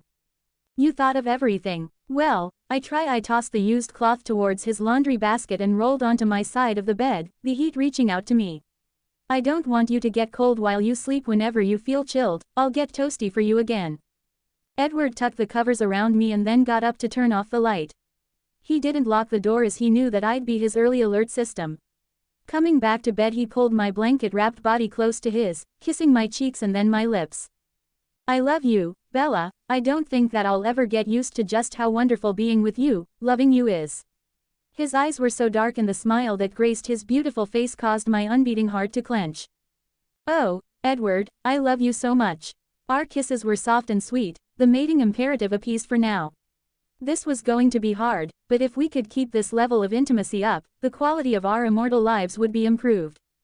8 months wasn't that long, really, as long as we could be close like this. And with lifetimes ahead of us, we would make it work. Epilogue. 6 years later. Edward. The storm was building over the mountains of Colorado. Bella leaned back against my chest as we watched the black clouds roll in. Alice had told us that this storm would be spectacular, so the family gathered on a mountain peak north of Breckenridge to watch. Besides the visual pleasure we derived from the display, we enjoyed the side effects of the atmospheric upheaval from such a huge storm. It enhanced our vampiric senses, and the tingle of the electricity as it discharged in sheet lightning made our skin prickle in a very delightful way. No one needed to say it, but we all knew that as the storm raged we'd be pairing off to hunt and find release with our mates. In fact, when Alice had mentioned the storm, she had called it dinner and a show with dessert. As the storm built around us, I thought back over the last several years. My life had changed so much on that fall day, 6 years ago, the day that Bella Cullen's scent had first claimed my attention just before she claimed my heart. It had been hard keeping the mating imperative at bay when everything in our bodies cried out to become one. We had spent every night together, either at my place or at hers, and that did help. The intimate moments that we shared and the hours spent skin to skin appeased our urges to some extent. The fact that my parents fell in love with her almost immediately was helpful too. I had started talking her up the day after we met, telling them what a wonderful girl she was, so smart and pretty, and that I was taking her out on Friday night. We did go out, to a movie, and then I came home. After telling them what a good time I had, I went to my bed to sleep in Bella's arms. Of course, they didn't know anything about that, but they saw how happy I was and that my grades were still stellar, so they didn't worry. After our 5th official date in 2 weeks, not counting all the study dates we had shared while they weren't home, Mom had me invite her over for Sunday dinner. I proffered the invitation to her while we sat with her family watching Buffy reruns. Who knew that vampires would find that show so amusing? Emmett had laughed and asked, "So, what is Ma serving for Bella to hack up later?" That reminds me, does she have to hack up your C? Rosalie didn't even hesitate as she smacked him on the back of the head. I remembered that I had felt shocked. I hadn't even considered that she'd have to do that. Turning to her, I asked, "Wait, do you have to do that?" She had turned to me with a soft, loving smile on her face and said, "It's worth it each and every time." That had shut Emmett up. That first dinner with my folks had been interesting. We had already discovered that I could only read other minds when she was near me. I was grateful, as the few lustful thoughts that I had seen in my parents' minds were more than enough. At that point I could slip into the meadow at will, and I certainly did so to avoid more time listening to their thoughts. Mom had served baked chicken, new potatoes, fresh green beans and a 3-layer chocolate cake for dessert, all things that I loved. Bella had been a real trooper, eating her portion with grace. I had tried not to think about her having to make it come back up later. The conversation had flowed well, and laughter had been the theme of the evening. Bella had been enthralled listening to stories of me as a youngster. It was all I could do to keep Mom from bringing out the baby albums. I finally convinced her to hold off until much later in our relationship. When we had left the house later, so I could return Bella to her home, Mom had pulled me aside and said that she approved and that Dad did too. Their support of our relationship had made things so much easier on us both. That very first morning, waking in Bella's arms had been amazing. A glance at the clock showed that I had an hour before I would have to start to get ready to leave. Being so close to Bella had allowed me to tune into her gift. I could hear my parents' dreams. That was weird. After a moment I brought the two of us into the meadow. That was going to make my life so much easier, and Bella said it would improve her life too. She was looking forward to having a break from all the thoughts of those around her. My mind was wandering through the flowers, holding her hand as we enjoyed the sunshine, when I realized that her hands were physically wandering on my skin. I was still naked and she was still wearing her soft yoga pants. We spent the next hour caressing each inch of exposed skin, sharing kisses and trying to immerse ourselves in each other. It was a wonderful way to waken and set up a routine that we followed for the next 2 years. Bella had run home to change while I got ready for school that first day. I drove my truck to school and she and Esme were waiting next to a black Mercedes when I arrived. I parked next to them, my eyes on Bella's as I got out and slammed the truck door. She met me and I ducked my head into her neck, breathing in her wonderful aroma for a moment. She tilted her face into the curve of my shoulder, also taking in deep hits of my scent. I heard the gasps from the students watching us. Esme's thoughts were overjoyed. She loved seeing us this way. Just as I realized that I could hear Esme, on my own and not through Bella, I had also heard the mental voices of the students.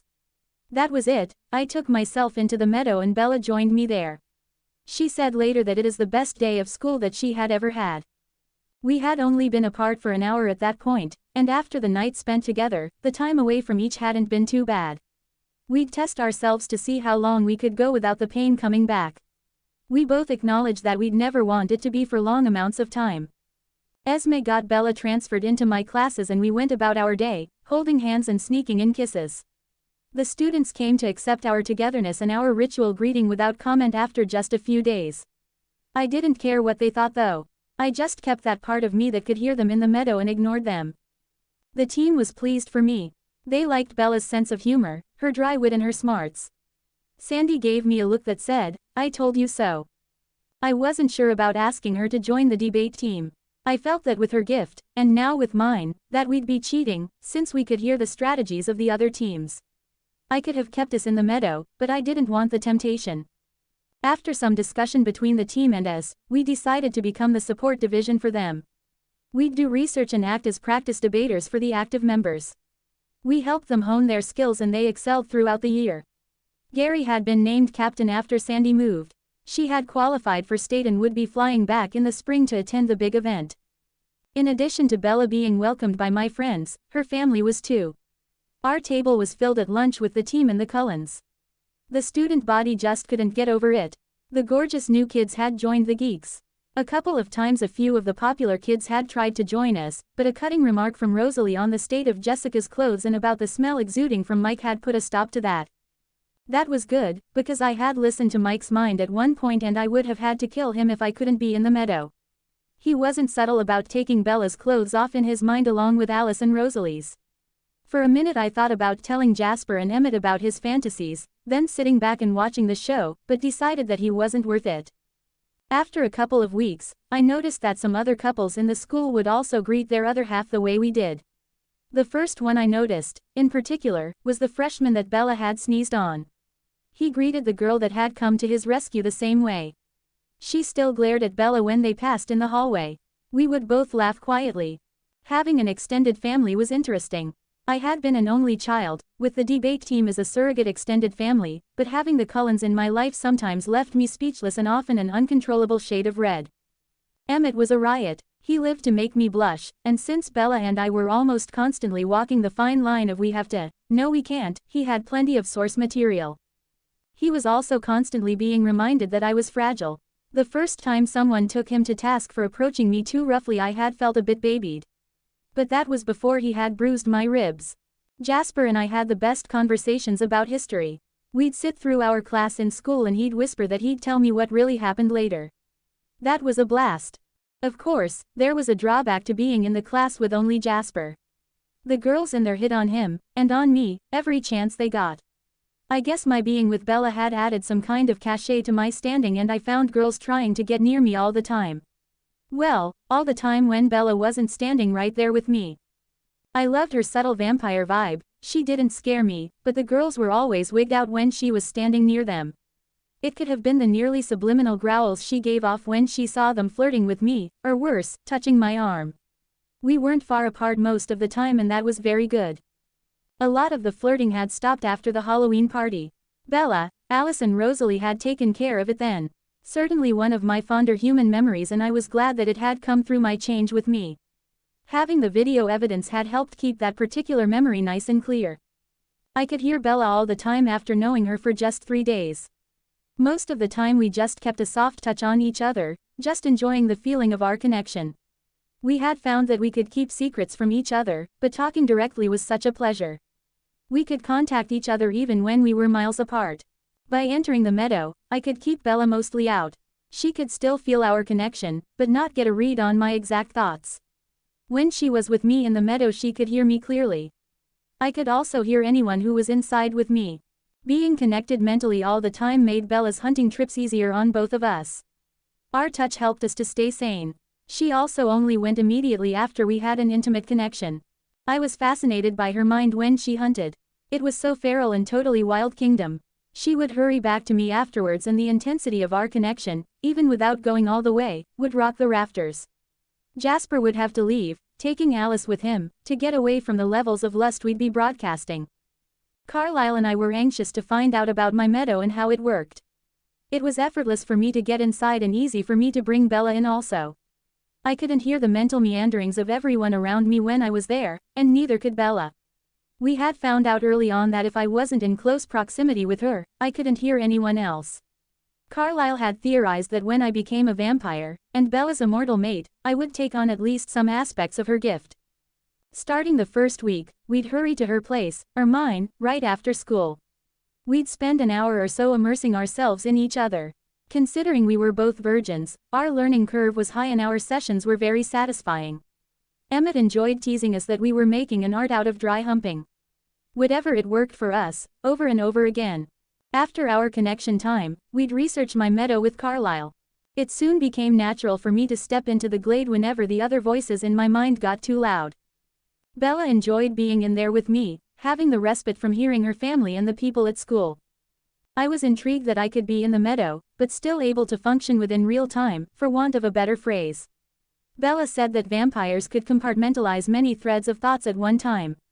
I had seen that the first time I encountered them all, when I nearly got lost in their 7 combined minds. Carlisle was very impressed that as a human I could find that balance too. Well, at least I could balance 2 portions, the meadow in real time. One afternoon shortly after we met, there was a huge thunderstorm approaching Forks. Emmett had told me that storms like that usually got everyone hot and bothered. He liked sharing those details with me. After hearing that, I was looking forward to some quality time spent with a storm-horny Bella. The family had meant to leave the house to find some privacy, but the storm came up faster than Alice had anticipated. She rolled her eyes when Emmett called her on it and said she was only 98% accurate in her predictions. I wasn't feeling any effects from the tempest, but everyone around me had gotten really antsy. I stepped out of my meadow to see what was going in everyone's minds. Yes, I was sort of wondering what antics they were going to be getting up to. I am 17 years old, after all. Immediately upon hearing their mental voices, I could see that Jasper was going to let loose a tremendous spike of lust. He was striving to contain it, but it was getting away from him because of all the input from those around him. Without thinking, I yanked him into the meadow just before he came unglued. Jasper was shocked to find himself in the peaceful glade. A huge smile filled his face when he realized that the only emotions he was feeling were his own, and mine. And I was calm, not disturbed or agitated at all. "Thanks, Edward, this is great. Give me a minute to recover, and then I can go back." As he looked around and enjoyed the serenity that the space afforded him, he asked if he could come back sometime. "Anytime, Jasper. Bella and I enjoy the quiet here too." "Okay, I'm ready," and I let him out. He was immediately able to calm everyone's lust enough for them to gather up and go. Alice was glaring at him, her hands on her hips. "I didn't like you being gone like that." Without warning her, I made the spur-of-the-moment decision to pull Alice in with me. Her eyes were wide as we met in the middle of the flowery space. She shrugged and said, well, it is pretty here. I can see why Jazz would want to stop in on occasion, and Bella practically lives in here with you. It's peaceful and the lack of most emotional and mental chatter would be restful. The couple of minutes that he spent here with you rejuvenated him more than a successful hunt. With that, Alice walked over and hugged me. Thank you for being there for him, Edward. You are such a great brother. I hugged her back and then shooed her out. So are you all going to go hunt now? I asked. With a round of raucous laughter from Emmett, the house quickly emptied of everyone except Bella and me. She said she'd give me a 40-second head start and we could race to her room. 40 seconds. You know, when I'm changed and a newborn, I'm going to run circles around you, and when I catch you, well, we won't come up for air for 3 years. I took off and ran up the stairs, taking them 2 at a time. And still she beat me to her bedroom, had her clothes off and was sitting in the middle of her bed, totally naked. You're wearing the shorts right now, she said as she dangled a pair of lime green and pink ones from her fingertips. And I did so gladly. We had made it 6 months, then 9, and then an entire year without giving in to our urge to consummate our relationship. It was a mutual decision to wait until we had graduated from high school for us to do so. For the most part that seemed like a good idea. I'd have my high school diploma and be free to attend any college that I wanted with Bella and the family. We had had a loose plan to marry 2 weeks after graduation. Alice kept trying to get Bella to put her in charge of those plans. Then Bella and I would pretend to spend a year backpacking around Europe, enjoying our newly married status. In reality, we were going to be living through my newborn year in the wilds of Alaska. The family had a lodge along the White River in the Wrangell Mountains. There was lots of good hunting and no humans for hundreds of miles. It was the perfect place for me to become accustomed to my new life. Now we were seniors and our routine of spending every night with each other and sharing classes had been working well for over a year. Most of the time we could hold the mating imperative at bay with nimble fingers and tongues, but for some reason, it had suddenly gotten harder for us to hold back. The status quo changed and suddenly it wasn't enough to just be skin to skin, to be enjoying each other's bodies, taking turns giving and receiving pleasure. We were both about to explode and were on the verge of just giving into the mating imperative. Jasper was quick to notice our tension and he told the rest of the family, who kept watchful eyes on us. We had been caught, more than once, trying to hide out in the janitor's closet at the school, or under the bleachers with the intent to do more than make out. Yes, rather cliché places, but they were handy and we were horny. Alice had seen our plans and sent Jasper to subdue us with lethargy each time. I seriously thought about not letting him take a rest in my meadow the next time he felt the need he should have to suffer, just like I was. Emmett tried to work off some of my tension by getting more physical with me. He was constantly challenging me to races, to batting practice, to climb trees. One time he tried to get me to see who could eat the most hot dogs. That was ugly and it didn't work either. Carlisle tried to reason with us by pointing out that we had come so far and that the end was in sight. That made sense in my head, but my body wanted to forge ahead. He then tried guilt and he was good at it. I was the last in my family line and Bella had broached the idea of storing some of my sperm.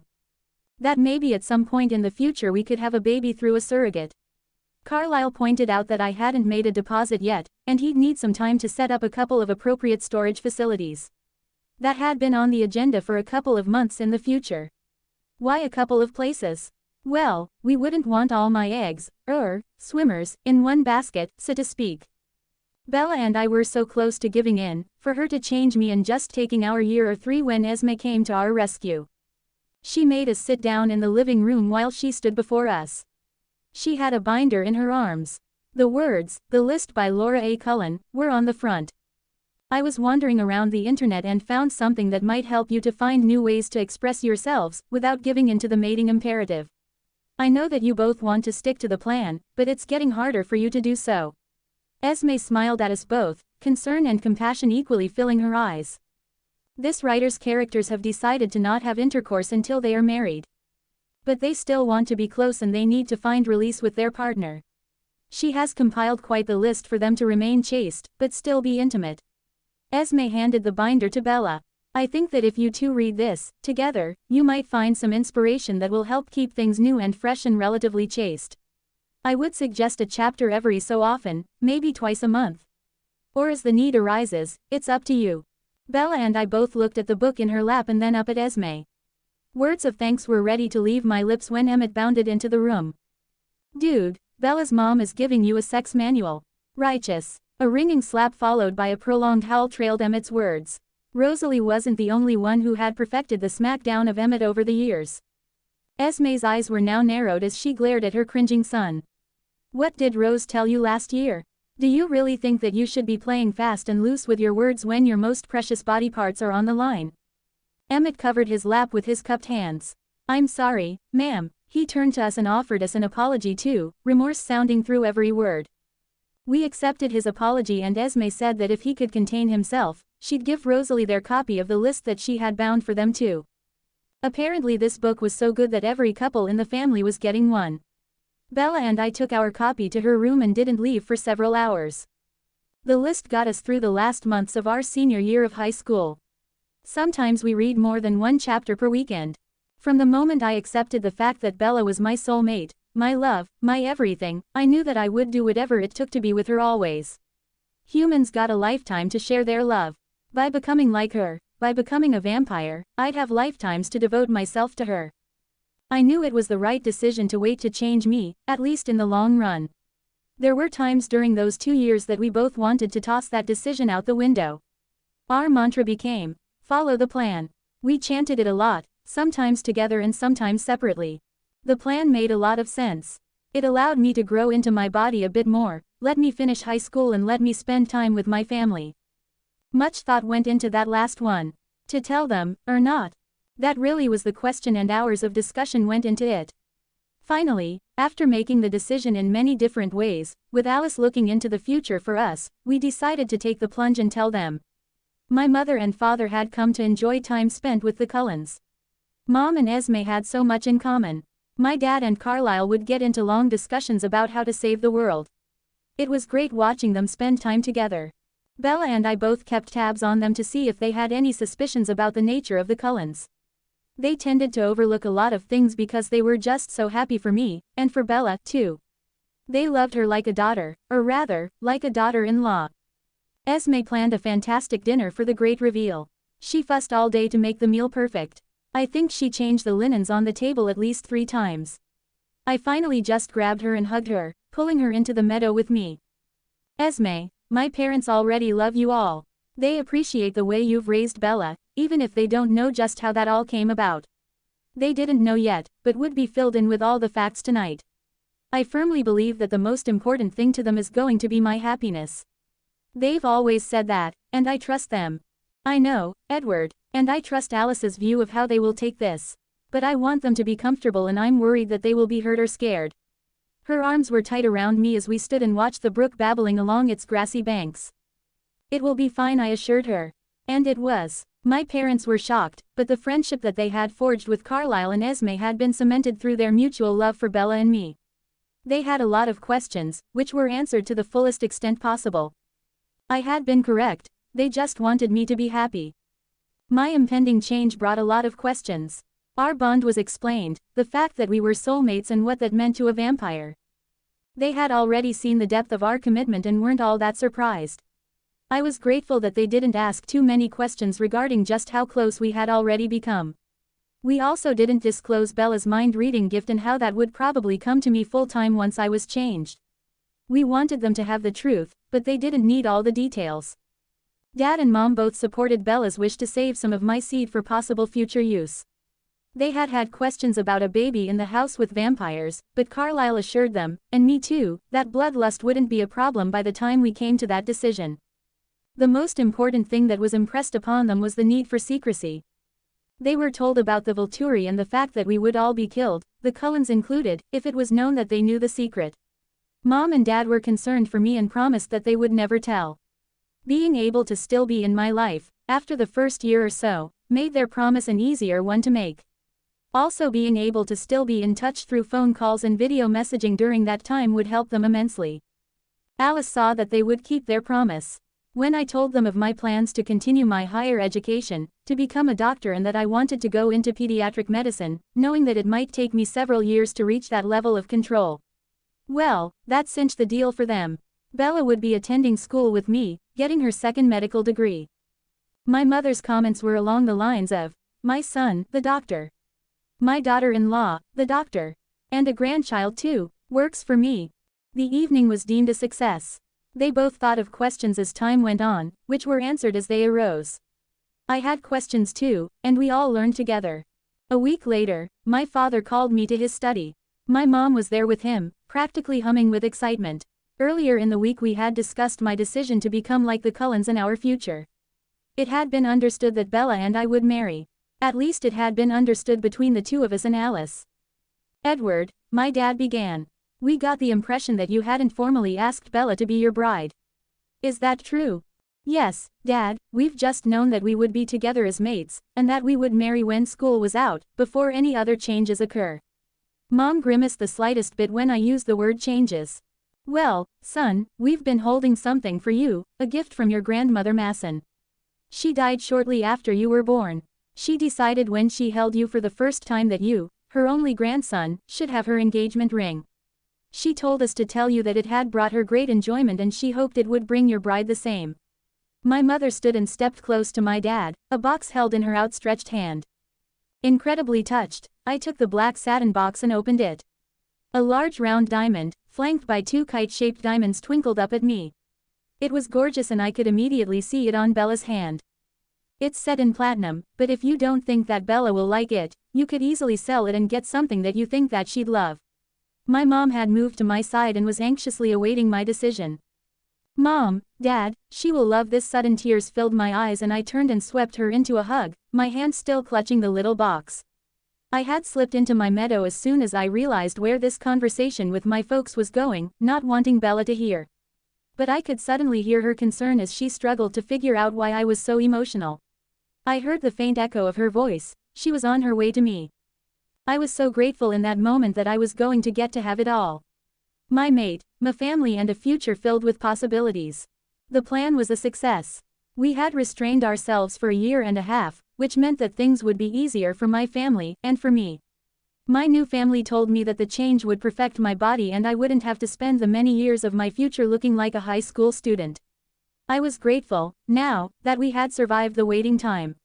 There had been a few close calls, but we had made it. The last couple of months spent waiting for graduation and our wedding was a whirlwind of finals, fittings, and stress. But each evening had found Bella and I tangled together, skin to skin and heart to heart. Alice's puppy eyes had worn Bella down. She, Esme and my mother put together a wedding that was fancy enough for Alice's sensibilities but suited Bella and I. We hadn't cared about the ceremony, we were already mated and married in our minds, but we were both anxiously anticipating our wedding night. We had decided that yes, we would finally give in to the mating imperative with me as a human. My parents were both thrilled with my happiness and worried about my change. I had spent a lot of time with them in the weeks before the wedding. They had already put all of the family videos that they had on discs, and made copies of all the photo albums. I had been told that it was hard to keep human memories after the change, and we hoped that these reminders would jog my memory. Emmett, in particular, was looking forward to watching the home movies the first weeks after my change. My mom had mentioned a video of me on a bearskin rug, while being bare. He thought that would be cute. We planned to leave immediately after the reception to head to Alaska. Rosalie and Emmett would accompany us, with Rose flying the little Lear jet that the family owned, to the lodge on the White River in Alaska. They'd drop us off and return with the family a week later and I would be changed. Our wedding ceremony was held in the Cullens' backyard with just our close friends and family in attendance. Ben and Emmett stood up with me, while Alice and Angela stood for Bella. Angela's dad, Pastor Weber, officiated. Sandy had flown in for the service and she read one of the scriptures for us. Our mothers held each other and cried happy tears. Well, my mother cried enough tears for both of them. We finally tore ourselves away from the reception. It was hard to say goodbye to everyone. Esme and Carlisle were beside my parents, assuring them that everything would be fine. With one last kiss and amidst a shower of birdseed, we were away. Emmett and Rose stayed in the cockpit for the flight out of Seattle. He told us to not get carried away because he didn't want to interrupt any mating stuff going on. Bella looked at him, her brow arched, and started counting down the myriad times that she, and we, had caught he and Rosalie in flagrante delicto. When he went back into the cockpit mumbling about long vampire memories, we laughed. Starting our mating years on the jet to our honeymoon destination was not in the plan. We did spend the time cuddling and reliving the memories from the day in our lives since we met. It would be soon enough to give in to the mating imperative when we were alone, in the Alaskan wilderness. A very long-lasting bolt of lightning split the air near us. I counted the seconds until the clap of thunder rattled the bones in my ears. The leading edge of the storm was nearly upon us. I moved out of my meadow and found that I could only hear the distant echo of our family's voices. We were alone and my skin was charged from the tempest approaching us. I could literally see the sparks as the electricity jumped from my skin to the woman who was nestled in my lap.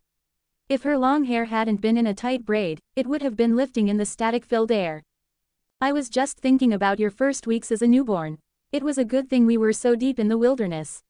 She chuckled quietly. The first time you caught scent of a human, from that camp 7 miles over in the next valley, if Emmett and Jasper hadn't been hunting in that direction, Alice and I would never have caught you. She turned in my arms to smile up at me. It wouldn't have been quite so bad if you hadn't been so fast. Even now, I've never known anyone as fast as you. In fact, I think that you are even faster now than when you were a newborn. Bella's movements in my lap were taking my mind from the trials of my first year and making me focus on the here and now. And the fact that only recently had the need to be intimate leveled off to something less than every couple of hours. I shuddered at some of those early memories. Seeing the vision in Alice's mind of what could have happened at that hunting camp had scared me enough to submit when Emmett had crashed into me, knocking me to the ground. I think that made my learning curve rather fast. I never wanted to see that vision come to fruition. Carlisle had brought blood samples with him each time he came out to the lodge. I'd practiced keeping control around them. I had never messed up, partially because of the desensitizing that Carlisle helped me with, and partially because of the vividness of that vision from Alice. She ran it past me on occasion even now. After several months we had made a run to just east of Wrangell. We spent a couple of days there, testing my control against the scent of humans. I eventually found my center of control and could walk the streets there, brushing up against people as we made our way from one end of the main street to the other. I certainly didn't want to be around anyone that was actively bleeding, but I could handle the bloodlust otherwise. Since then I had honed my control so that I felt confident enough to start my medical studies. It had been hard, but so worth it. Having my meadow space to retreat to was such a blessing. I don't know how Bella stayed sane with all the voices in her head before she could retreat with me. The voices of everyone when we were close to people kept me distracted from the call of their blood. The meadow was a respite from that. 9 months after my change, Mom and Dad had sent along some of their clothing and some blood samples with Carlisle and Esme when they visited. After I had a week to immerse myself in their scents, Rosalie and Emmett had flown them in to visit us. My eyes were almost gold by then. I did hear my mother missing my green eyes, but she had hoped that there would be a green-eyed child in our future. We were actually thinking that we could plan for that baby in about 5 years. Bella and I were starting at Dartmouth College, pre-med, in a week. The rest of the family would attend as well. Rosalie wanted to take more engineering classes. She had some ideas for a greener engine that she wanted to explore. This dinner and a show with dessert was rather like a last hurrah before we all headed off to Hanover. Esme already had our house ready there and my parents had their tickets purchased to come for a visit. While the noise still rumbled across the mountains from that last clap of thunder, I leapt to my feet, nestling Bella against my chest. I had prepared a surprise to make the evening special for my wife. "Come on, I have something to show you." I felt her curiosity as she tried to find the surprise in my mind. No fair cheating. Do you want me to escape to the meadow without you?" She gave in gracefully and tucked herself closer to my chest as I ran. "I trust you, I won't pry." I ran down the backside of the mountain, stopping near a tall, sturdy tree. Bella's eyes whipped open when she caught the scent of a mountain lion. I let her slide down my body, enjoying the feel of her trim figure against mine as she settled on her feet. She looked up at me. "What's going on?" "Well, this is the dinner part of our evening. Emmett did a park survey and found this guy for us. Since he knows that mountain lion is our favorite, he and Rose are hunting a bear right now. The storm is the show and I have something special planned for dessert." I motioned towards the tree, encouraging her to take the lead. She had already spotted the cat about halfway up the tree. A grin filled her face as she crouched. With a surge of power she was on the limb and the cat turned with a snarl. Another push from her thighs and they fell to the ground in a tangle of arms, legs and snarls. Just like when I would share these moments with her through our bond when I was human, I was overcome with awe over her strength as she took him down. The sight of her besting the predator also filled me with lust. There was just something so very sexy about my Bella when she hunted. I loved watching her body move. She was supple, elegant and deadly. Bella quickly bit into the jugular of the wildly fighting cat and took several deep swallows as his movement stilled. She raised her head, her golden eyes nearly glowing, and called me forward. Together we drained the beast, our eyes locked on each other. We had fed on deer the day before, so didn't need to hunt further. Another crack of thunder rolled over us as we hid the carcass beneath a boulder. The electricity surrounding us made my hair stand on end and my skin thrum with power. Bella looked at me and crouched again, a feral gleam in her eyes. I could see her plan in my mind. She was going to take me right here, against a tree. That could be fun, but I had another plan in place. I held my hands up. Wait, my lady, the rain is coming and I have another surprise for you. Her mind was confused as I reached a hand out to her. Come, love. She slowly rose from her crouch and took my hand. Turning, I led her at a run further down the mountain towards a small clearing in the valley. Her gasp was loud when she spotted the structure there. We're here, I said as we stood before an 8-man dome tent that I had secured in the field. I had draped the inside of the tent with battery-powered twinkle lights. It literally glowed with golden light as we stood before it. The doors were tied open and we could see the mound of pillows and blankets that I had laid there earlier in the day. Now it's time for dessert if you'd care to join me, I smiled down into her lovely face. Bella quickly took my hand and tugged me inside. She towed her shoes and socks off, digging her toes into the soft rug I had placed on the floor of the tent. I untied the doors and zipped them shut. I slipped my shoes off as well. The first drops of rain hit the tight skin of the tent. Will we stay dry in here? Her fingers were already opening my shirt and she was pressing hot kisses to the skin that she exposed. I growled when she scraped her teeth across my nipple. Not that it matters, I need you now. Yes, this tent is the top of the line. It should withstand the wind and the rain. My fingers were lifting her shirt up and over her head, dropping it on top of mine where it lay in a heap on the floor. A midnight blue bra quickly landed there too. Keeping my touch light, I cupped her perky mounds and ran my thumbs across the tips. Her growl answered mine and I could already smell her arousal, sweet and heady as a fine wine. I wrapped my arms around her, hoisting her up high against my body.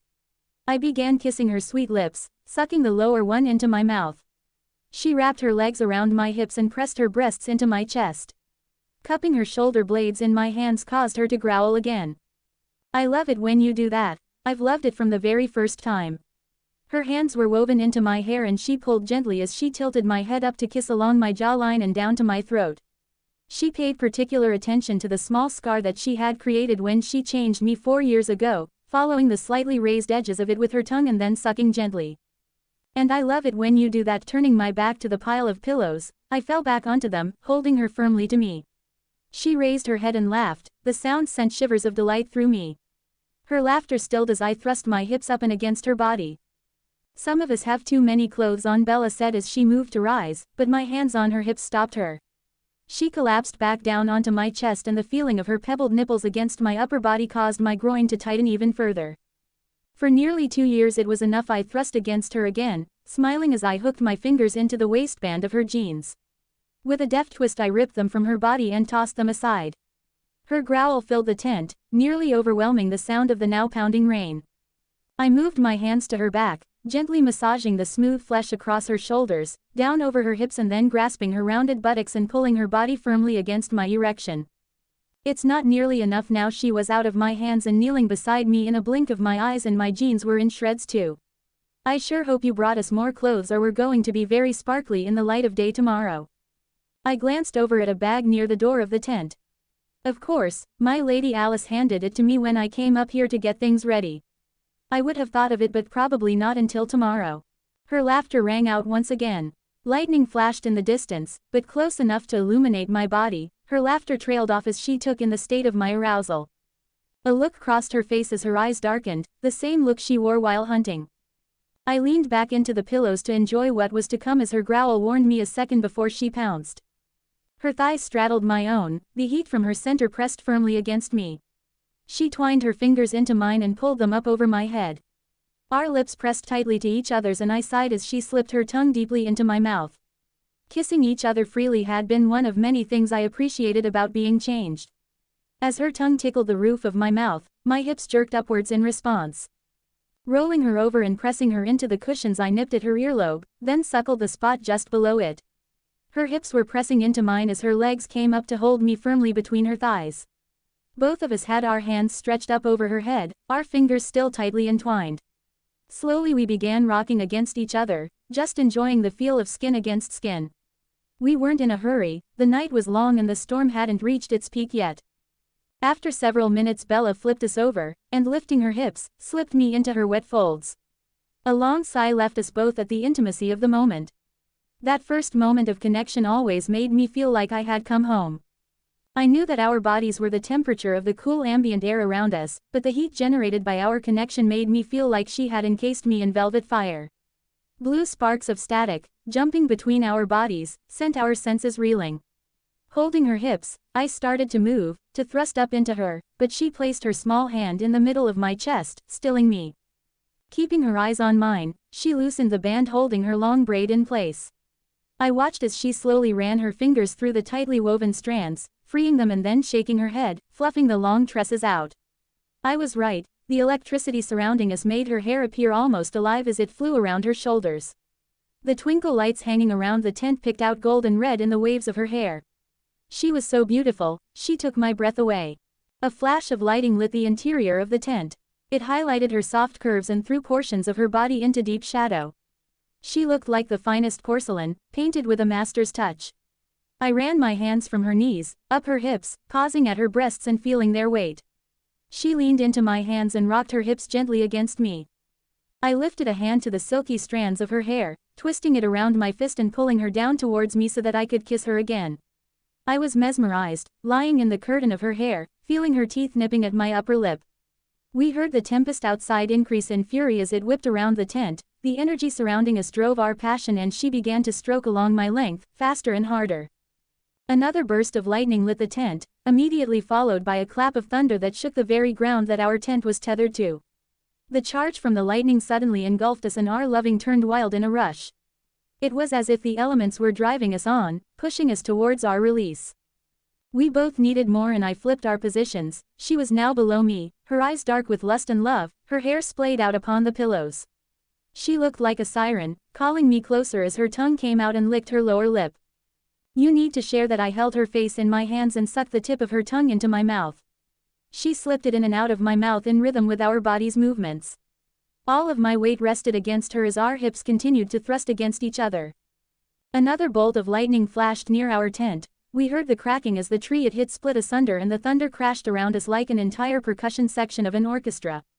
Bella wrapped her legs around my hips, tilting her pelvis up. We both groaned at the sensation of deeper penetration. The storm was reaching its crescendo and we kept pace with it. Through our connection I felt Bella's control start to slip as she gave into the coil that was building in her center. She grasped my shoulders, pulling me closer to her. Just as I felt her come apart, she gasped my name and I fell with her, tumbling into the maelstrom of sensations, a combination of our love, the elements and feeling each other shatter. I continued to rock gently into her body as we slowly came down from our rocky mountain high. She chuckled at my thoughts and started to hum the melody to the song. That was amazing. I kissed her gently as I rolled to my side, keeping her close, our bodies still connected. A truly magnificent goodbye to our life here. Oh, I don't think so. Bella was nibbling my earlobe. What, you don't think it was good enough? I was feeling a little confounded. I knew that she had felt pretty good just moments ago. I had heard it in her mind and felt it through her body. Well, it was a good start to our goodbye to Colorado. There's still hours until the sun rises and still some storm left to inspire us. What a vixen my wife was, and she was right. There was still time to enjoy this night. Our new life as medical students would begin in a few days, but now was our time. Our time to immerse ourselves in one another, a time to connect and to just feel. Tomorrow would come soon enough. The end.